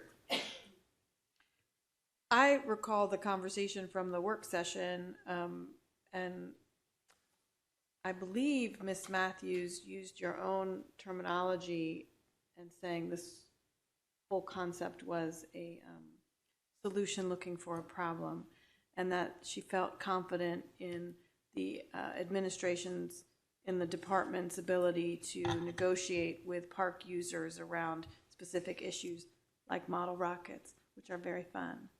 9-year-old birthday party, very fun. Not in a park, though, because that was probably against the rules. We were on church property. I just want to be clear. I was not breaking any rules. So maybe sole discretion is too strong of a term for my colleague. We can work on that, but it's getting late. This is getting ridiculous. Don't you think? Board of Appeals? Just doing our job. Sure. I thought Ms. Matthews did a wonderful job explaining why this wasn't necessary at the work session, but happy to continue the conversation for as long as you need, Mr. Volke. To be clear, Ms. Matthews does a wonderful job all the time when she presents to us and otherwise. That said, reasonable minds can differ, and that's still okay. That's kind of where we are, and I don't think anything about this conversation has been disrespectful or unkind to Rec and Parks. I think this is a legitimate policy discussion that two branches of government should be having with one another when we are looking at how to sort of deal with this from a regulatory standpoint. So I would welcome feedback. I'll tell you what I'll do.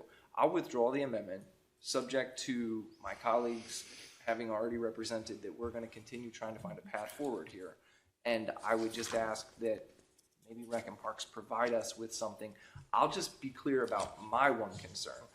I can understand if an internal group were involving multiple parts of county government. I don't like the idea of an internal group exclusive to Rec and Parks, because obviously the director's decision and then all the people who are sort of reviewing that all report to the director feels to me a bit like a little too insular in terms of that decision making. So if this was a group that had advisors from inspections and permits and maybe somebody from police and different parts of the government that would bring that in, I think that could be helpful. If you want to go Rec Advisor, if that works for how you do things, that's fine. If you think a new advisory board is appropriate on a volunteer basis, to be clear, not looking for a paid advisory board, I think that could help. But that's just how I'm coming at it. But that said, I know other people may have more comments. That's how I would look at it. So when it comes to the player performance on the field, that is a volunteer-based group of regular citizens that get in a room and that they hear the facts. Similarly, when we have issues with a couple of we try to work within the right and I hate to compartmentalize the department, but we try to work within the right division in that department to get to a solution that benefits us all. So I can respect that thought that it needs to not just be recreation and park staff, that we are actually taking the steps, and that's one of my day-to-day functions, is to coordinate this to make sure, one, that we follow all county laws and codes, which is why I reach out to my counterparts in the other departments to get feedback if it's something that's not typical for our day-to-day. Again, we strive for completeness in the application, and that goes a long way in moving things along. Ms. Ledbetter? I'll withdraw my second, so Mr. Volkey can withdraw his amendment. Okay. So amendment number 2 is withdrawn. Madam Chair? Yes. May I just make a comment? So the testimony that we received this evening triggered just a point that I wanted to make. I had an amendment that I had floated to my colleagues with regards to snowballs and ice cream trucks, because I had heard from a constituent in my district who participates in fundraisers with recreation leagues.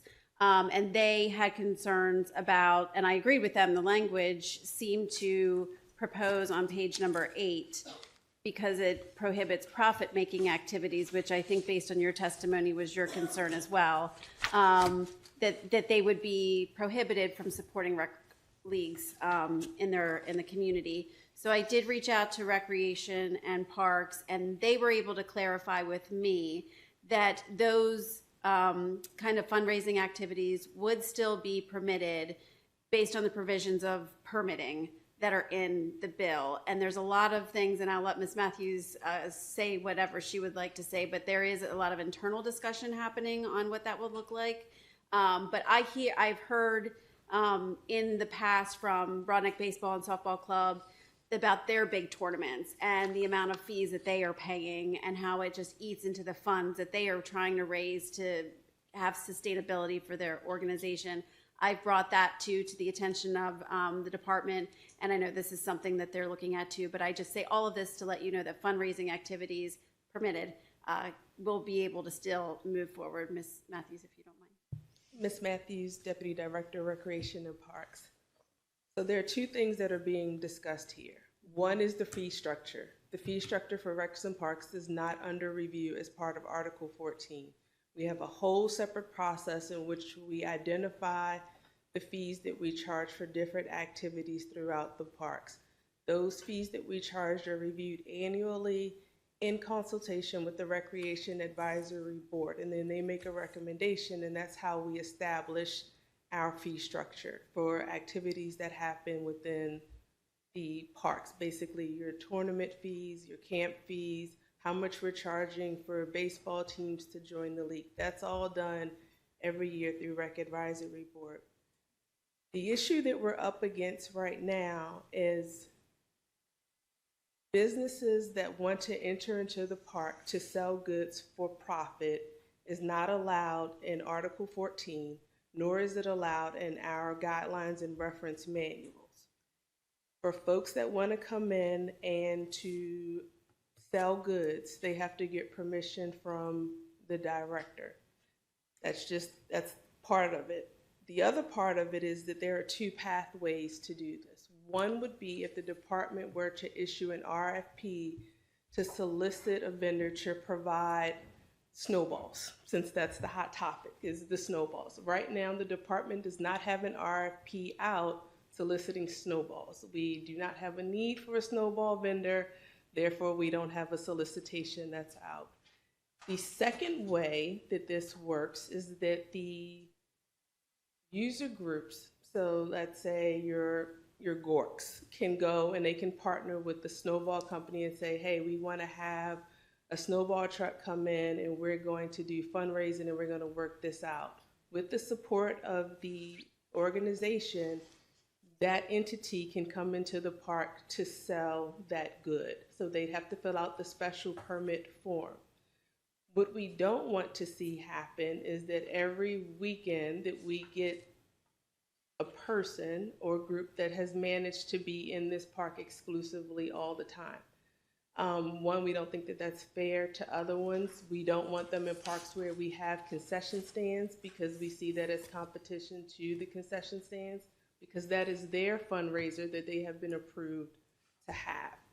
So we're in this sort of weird space with folks that want long-term permitted use in the parks. Right now, we don't have a mechanism for that. And we're trying to review if that is something that we want to have in the park. But right now, the two courses of actions would be an RFP to sell goods long-term, or to partner with a user organization and apply for a special permit that would allow that to happen.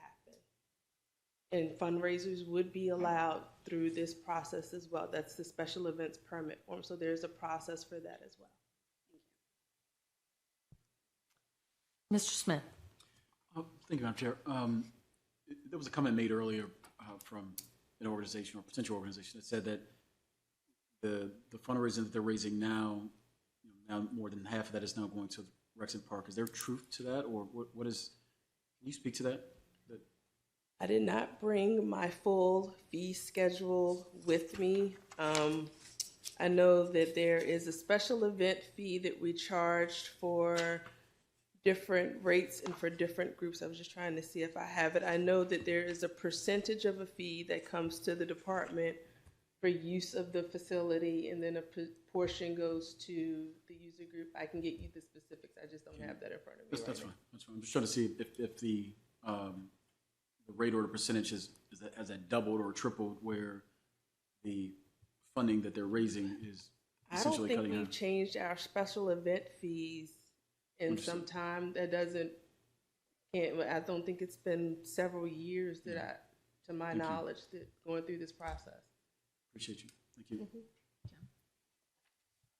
Mr. Folk. Yeah, just a quick question. When you're talking about, let's take the food trucks, for example, or something in the parks. Are you having an issue where one food truck is there all the time and you've got other food truck vendors who are coming in who are complaining and saying, we can't get into the market, we've been sort of boxed out of the market because of this person? Is that a complaint that you're receiving? The biggest complaint is that we have food trucks sometimes show up in areas where we can't accommodate the food truck. The truck is just too big for the parking lot that we have. Okay. The other part of it is it's not allowed. So what sort of spawned all of this conversation about the food trucks is because we had so many in a lot of areas, we started handing out letters to educate that say, hey, this is the process to be in Rec and Parks if you want to partner with a user group to have a food truck. So most of the groups have sort of gone on about their way. We don't have a lot of competition from this weekend it's this company, next weekend somebody else wants to come in. We don't have a long line of food trucks in the park, which is why we didn't see a need to issue an RFP to sort of gain control outside of this activity is not allowed. Similarly, Board of Ed doesn't allow food trucks without going through their process. So it's not just Rec and Parks. There are other processes and precedents in the county. I got you. But let's focus on Rec and Parks for a second. So I heard you say two things, both of which seem to be a bit in conflict, at least in my mind. So what it sounded like was that you were having too many of the food trucks in an area, but then you put this process in place, but now the user groups, as you said, went on their way, which sounds to me like maybe they've said this process is too onerous, we're not going to do it anymore, so now we don't have food trucks. Did I understand that right? So we've never allowed them in parks unless you were having a special events permit. Okay. So if you weren't, you got the letter that said, hey, this is the process if you would like to come and work through this process. But only at a special event? Only at special events. So not like you couldn't have them there every weekend when all the kids are there and everybody's playing soccer, you couldn't have the food truck? Correct. And what's the reason for saying no to that? One is some of the locations are not big enough to accommodate them. Again, we have some where we have concession stands and we don't want that competition to them. And three, if the user group would like to have someone there to sell it, that's an option. The other part is they create mess. There is the wrappers, the stickiness, There's a whole lot that comes with food trucks and vendors in the park that becomes an operational challenge as well. So you're saying, so for instance, let's say Gork, and they want to partner with, you know, the snowball truck and the taco truck, and they're going to have them both, and they get an agreement with them, and they can apply as Gork for special events permits for those two trucks to come. So it wouldn't be that any truck could pull into the parking lot, because then that truck would be in competition with the ones that are there helping to raise money, perhaps for the organizations. Correct. Okay. And when you start handing out the letters, you didn't see as many coming in, that's because these were vendors that were just showing up on a Saturday trying to make sales that had not coordinated anything. Correct. Okay. Ms. Ledbetter. Thank you, Madam Chair. To further clarify that entire train of thought, a special event would not be the regular games that happen as part of a regular season schedule. It would need to be a tournament, or could the regular schedule, it's just a whole bunch of games on a Saturday and you want to do a fundraiser? That's not considered a special event in Rec and Parks. Okay. I mean, it has to have a different level of, sometimes it's the tournaments would be considered a special event if they want to have a homecoming, because that would significantly alter how we use the park. And then Chris, if you want to explain some other examples. Yeah, I was going to say, I want to backtrack a little bit in that some of this has come up because while this policy has always been in effect, I've been in the position for about a year now, and a year previous to that acting, is that we're actually inconsistent with our policy and procedures across the board.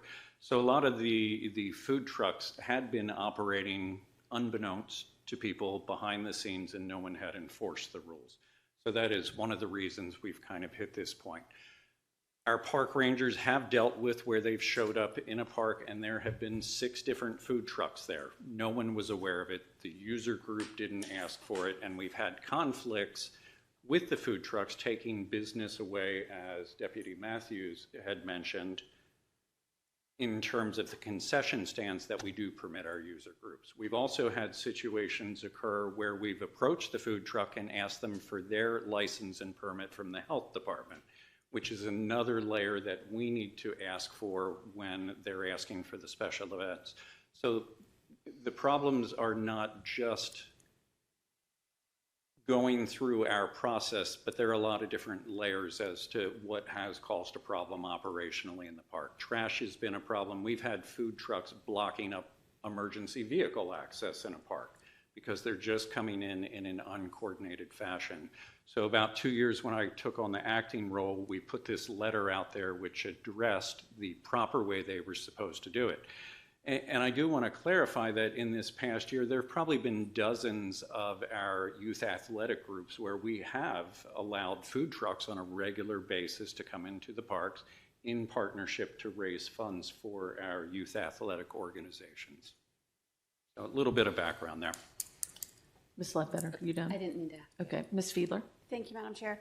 So if I am an organizer with one of the rec groups and I have a weekend game, a regular basis, every Saturday at 2 in the summer, and I know that I would love to partner with a local business and have that snowball truck out there every Saturday at 3, and they will kick back a portion of their sales to my youth organization. Kids are happy, they're getting cold treats. That food truck, snowball truck, is giving back to my organization, but it's a regular occurring operation, but it's not a special event per se. It's just a regularly scheduled drop-in to the park. Would that be allowed, or is that not allowed under the bill? As written, you would have to, well, not even per the bill, as it stands now, they would have to come in and file the special events permit form with the department. So that For would, each weekend, that would be correct. And then we sort of get into, okay, are we following the intent by allowing this every weekend to occur? Do we need to look at an RFP? So right now, that's what we're sort of trying to figure out. Is this an RFP? Is this a permit a different type of permit? We don't even have any sort of either fundraiser or fee structure that allows this activity to happen. And we're trying to figure that piece of it out. But that's still in process. Yeah. I completely appreciate that, and I understand this section of the code hasn't been updated in a really long time. So you're really looking to modernize it and address the issues that you see over and over again. And I think that the rec organizations are looking for ways to continue to be efficient in their fundraising, because the fees that they are incurring and the percentages that they are giving back eats into their funds that they are raising, while the maintenance of field cost has greatly increased. And the money that they get from the county as a partner to maintain is not offsetting like it used to. So eating into that fundraising more and more is really putting them in a negative money situation, where I don't think that that was the intent. But in all fairness, we have not gotten any requests from the user groups to support this use. So, I mean, if one comes and presents, we can work with that. We had one group last year specific to Bell Branch, and we did give them a couple of extra weekends. But it was just something that we said we weren't in a position at that time to say from March 1 to June 7th, which is spring sports, that this is an allowed activity. I think we allowed them 3 weekends was the last group. But again, they came in and there was a conversation, and we provided a pathway forward. Currently, we don't have any user groups that are asking us or partnering with anybody for this activity. I appreciate that. And knowing that spring sports are basically underway, what is the timeline for the department to release a policy on how these will be handled for the season? I think we have another scheduled meeting this weekend. We are requested information from other agencies, other rec departments, to see sort of what's out there and how they're handling it, just to sort of come up with a framework that we can work with. Perfect. Thank you. Mr. Volke. I get the balance that you all are trying to run, but it just feels like we're making this so complicated. And so I think, from my perspective, part of what I would imagine is difficult for some of these user groups and why you may not see them clamoring for this is because these people signed up to do these things, to coach kids or to help them, get better at sports and learn life lessons and all these other things. They're not interested in sitting down doing a boatload of paperwork to try to get special events and ask you to expand this to 3 to 5 weekends a month. They just want to be able to call up the food truck company and say, hey, if you come over here, will you give me a kickback? You make some money, I make some money, everybody's good, right? And I can recognize the concerns that the department has about that. But I also think that the way we're going with this and the level of regulation about it, I mean, I'm kind of being funny when I say this, but you're going to need a lawyer to put this together for you to put this in so that you can get it approved. And I don't think that's what you all intend. I think, again, we were talking about bad actors earlier, right? Coming back to bad actors. You're trying to prevent the worst excesses of this. I understand that. But in the process of doing that, I wonder, are we making this so onerous that now these youth organizations are saying we're not going to do it? So then we're depriving them of a revenue source that could help them to sustain some of the activities that we all really agree we want to do, which is the youth sports piece of it. They want it, you all want it. And then in the process, are we going to see more folding of these organizations? And we've seen a lot of them in North County in the last couple of years. A lot of these youth sports organizations have just not been able to continue functioning. I can think of 6 or 8 of them off the top of my head that have folded up, where we don't have these anymore. And then the question from all that is that actually serving the people that we're trying to serve, which is these young people trying to do the sports? And so I don't think it's your intent, right? I want to be clear about that. But I think the problem with the way that we're going about this is we're making it so onerous that the unintended consequence of this is that we're creating a system where you really have to have a lot of time and a lot of sophistication to be able to navigate it to then get to the end result, which you are okay with, which is that they're able to raise some extra money from this. So I could certainly see some ways to make this easier, but I don't know if there's a willingness to do that or not. And that's, I think, where I'm trying to land the plane is. What's the willingness of the department to get back to the core mission, which is the kids? I think we sort of gone down this rabbit hole specific to food vendors. Yeah. But we're saying you can't sell any goods. So this stops the CDB sales. This stops the person with the crafts. This stops the pop-up, trunk shows in the park. This stops all of the other pop-up activities where folks enter into the parks to sell crafts. We've had craft shows randomly show up into the parks. So I don't want the council to focus just on food trucks. That is one small piece of what it is that we are trying to regulate in the parks. And I think that there is a pathway forward. The youth organizations submit applications consistently for homecoming events. I mean, they got it down. We help them. There are people there that will sit and help them fill out the paperwork to get them where it needs to get. Typically, it's an insurance piece of paper, it's another form, and we will work with them to get it done. So they don't have to have a lawyer to do it. It's just we need the details so that we can accommodate and to plan for that activity. That's typically what the form looks like. But to come down and sit with someone from Rec and Parks, you got to be able to be there Monday through Friday, 8 or 8:30 until 4:30, right? Yeah. That's when you have folks available who'd be able to help. Chris Carroll, Parks Administrator with the department. Obviously, during business hours is when they could come down. They are not required to come down.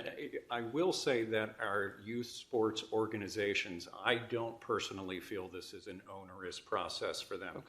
It's a very simple form. They know who it goes to. They know the name of the person. Her name is Mandy. Mandy takes it. It immediately is sent over to me. If it's asking for a food truck, it's a simple checkbox. We'd like to do a fundraiser on Saturday, April 14th. Is there any issue with it? The box checks. They're given a call back by Mandy. It is not an onerous special events policy. But why does it have to be a special event? Why couldn't you have a standing event? Why couldn't you just say, we're going to have this food truck, this vendor, do it one time and have it for the entire season? Why couldn't you put that in? We haven't been asked. I will say in the 2 years I've been here, we have had no single youth sports organization ask for a regular process. One of the reasons we are examining the issue now is because obviously we're at this juncture where that could become a possibility, but it has not historically been. Would you be open to creating that and advertising that so that folks have that, so they don't necessarily have to come up with it on their own and say like, hey, we want to ask for something that doesn't exist? You sort of advertise it to them and say this option is available. I think that's what we're working toward, Cool. is trying to That'd sort be great. that out. Yeah, that'd be great. Mr. Smith. Thank you, Madam Chair. I was simply going to say, listening to all of this, there might be an additional revenue stream that Recs and Parks can come up with.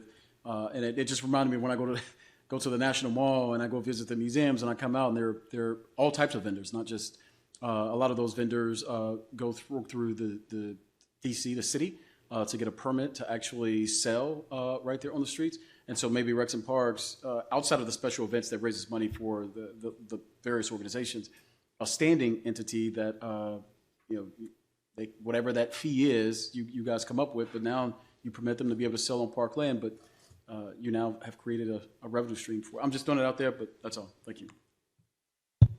Ms. Robian.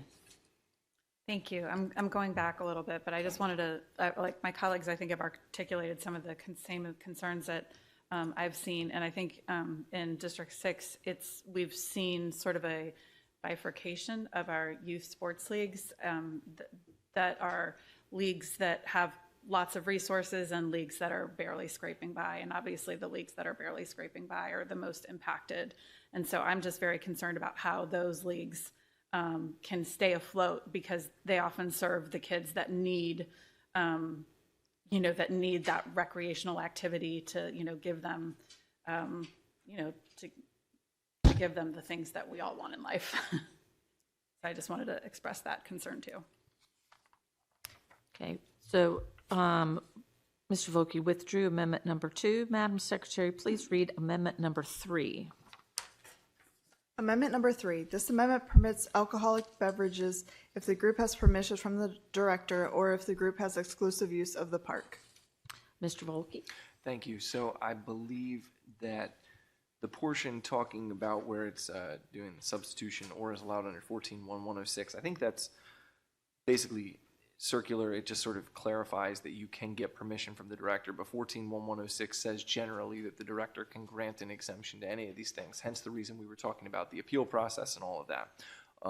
The piece that I understand from Rec and Parks, and they can speak to more detailed, that they're concerned about is the exclusive use of the park provision and the fact that there are very few instances where there is exclusive use of the park by any group. But I guess the piece that I would simply add to that conversation is this. In a regional park, certainly there's never going to be one group that I can imagine that would have exclusive use of the park. But in some of these smaller sort of neighborhood or community parks that are a bit more out of the way, there are, I believe, instances like, Bodkin Park, for instance. When they're doing their haunted trail down there, there's really nobody else coming into the park. And so to the extent that there is an allowance of alcoholic beverages, it would be in an instance like that where you've got this sort of small park that's being used by one group for a period of time that's been permitted by the department.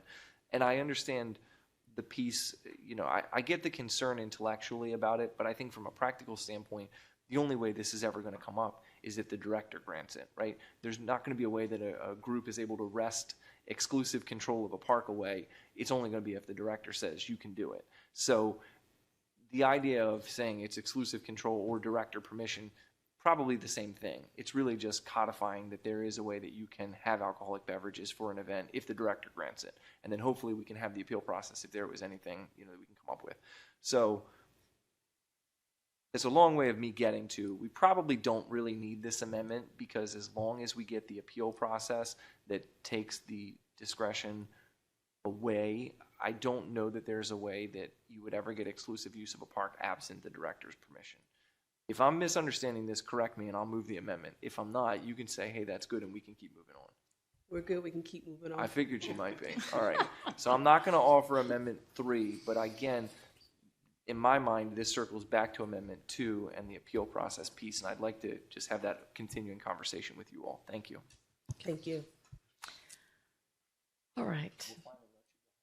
So, Bill number 1126 as amended will be heard on March 16th, 2026. Madam Chair, we did not amend Bill 1126. We didn't? No, the first I've amendment. forgotten the whole beginning of this discussion that was about 2 hours ago, and I've gotten mixed up. So it was, so Mr. Smith just made a motion to hold. Second. So, Madam Secretary, would you call the roll for holding the bill? Mr. Volke. Aye. Ms. Fiedler. Aye. Ms. Rodvian. Aye. Ms. Ledbetter. Aye. Mr. Smith. Aye. Ms. Pickard. Aye. And Ms. Hummer. Aye. 7 in the affirmative, none in the negative. The motion to hold the vote to Bill number 1126 has passed. Just to note that the public hearing closed for this. Thank you. All right. Madam Secretary, please read the title of Resolution number 426. Resolution number 426, resolution confirming the appointments of Anne Arundel County residents to serve on the Spending Affordability Committee. Mr. Hunt? Thank you, Madam Chair. Ethan Hunt for the administration. Lori Blair Kosmeyer is still here. This resolution confirms the appointment of Daniel McGinty, a resident of District 1, Jacqueline Hartman, a resident of District 2, and Carl Hawk, a resident of District 4, to serve on the Spending Affordability Committee for terms beginning on February 1st of this year and ending on January 31st, 2030. Okay, is there any discussion? We will now open the public hearing on resolution number 426. Madam Secretary, did we receive any testimony through the online testimony tool? No, Madam Chair, we did not. Is there anyone here? No one signed up ahead of time. Is there anyone here who wishes to speak on resolution number 426? Seeing no movement, the public hearing on resolution 426 is now closed. Madam Secretary, please read the title of resolution number 426. Resolution number 426, resolution confirming the appointments of Anne Arundel County residents to serve on the Spending Affordability Committee. Any further discussion? Madam Secretary, please call the roll on resolution number 426. Mr. Volke. Aye. Ms. Fiedler. Aye. Ms. Rodvian. Aye. Ms. Ledbetter. Aye. Mr. Smith. Aye. Ms. Pickard. Aye. And Ms. Hummer. Aye. 7 in the affirmative, none in the negative. Resolution number 426 has been adopted. So, based on the Section 3305B1 of the General Revisions article of the Annotated Code of Maryland, the council is permitted to meet in closed session to discuss personnel matters over whom this public body has jurisdiction. May I have a motion to meet in closed session pursuant to Section 3305B1 to discuss personnel matters? Do I have a second? Madam Secretary, please call the roll to hold a closed meeting in accordance with the section stated. Mr. Volkey. Aye. Ms. Fiedler. Aye. Ms. Rodvian. Aye. Ms. Ledbetter. Aye. Mr. Smith. Ms. Pickard. Aye. And Ms. Hummer. Aye. 7 in the affirmative, none in the negative. The motion to go into closed session has passed. Okay, is there any other business any council member would like to bring before the county council at this time? No? May I have a motion to adjourn? All in favor? Aye. Opposed? Motion carries. Madam Chair, I'm sorry. You and I were texting back and forth about the long agenda for the 16th. This is something that would need to go before the Oh, 7 I'm of sorry. you to decide if you wish to do so. If not, you can move on. Let's move on. We'll move on. We can discuss it if we need to. The county council is adjourned to the public until Tuesday, March 10th, 2026 at 9 a.m. for council work session here in our chambers.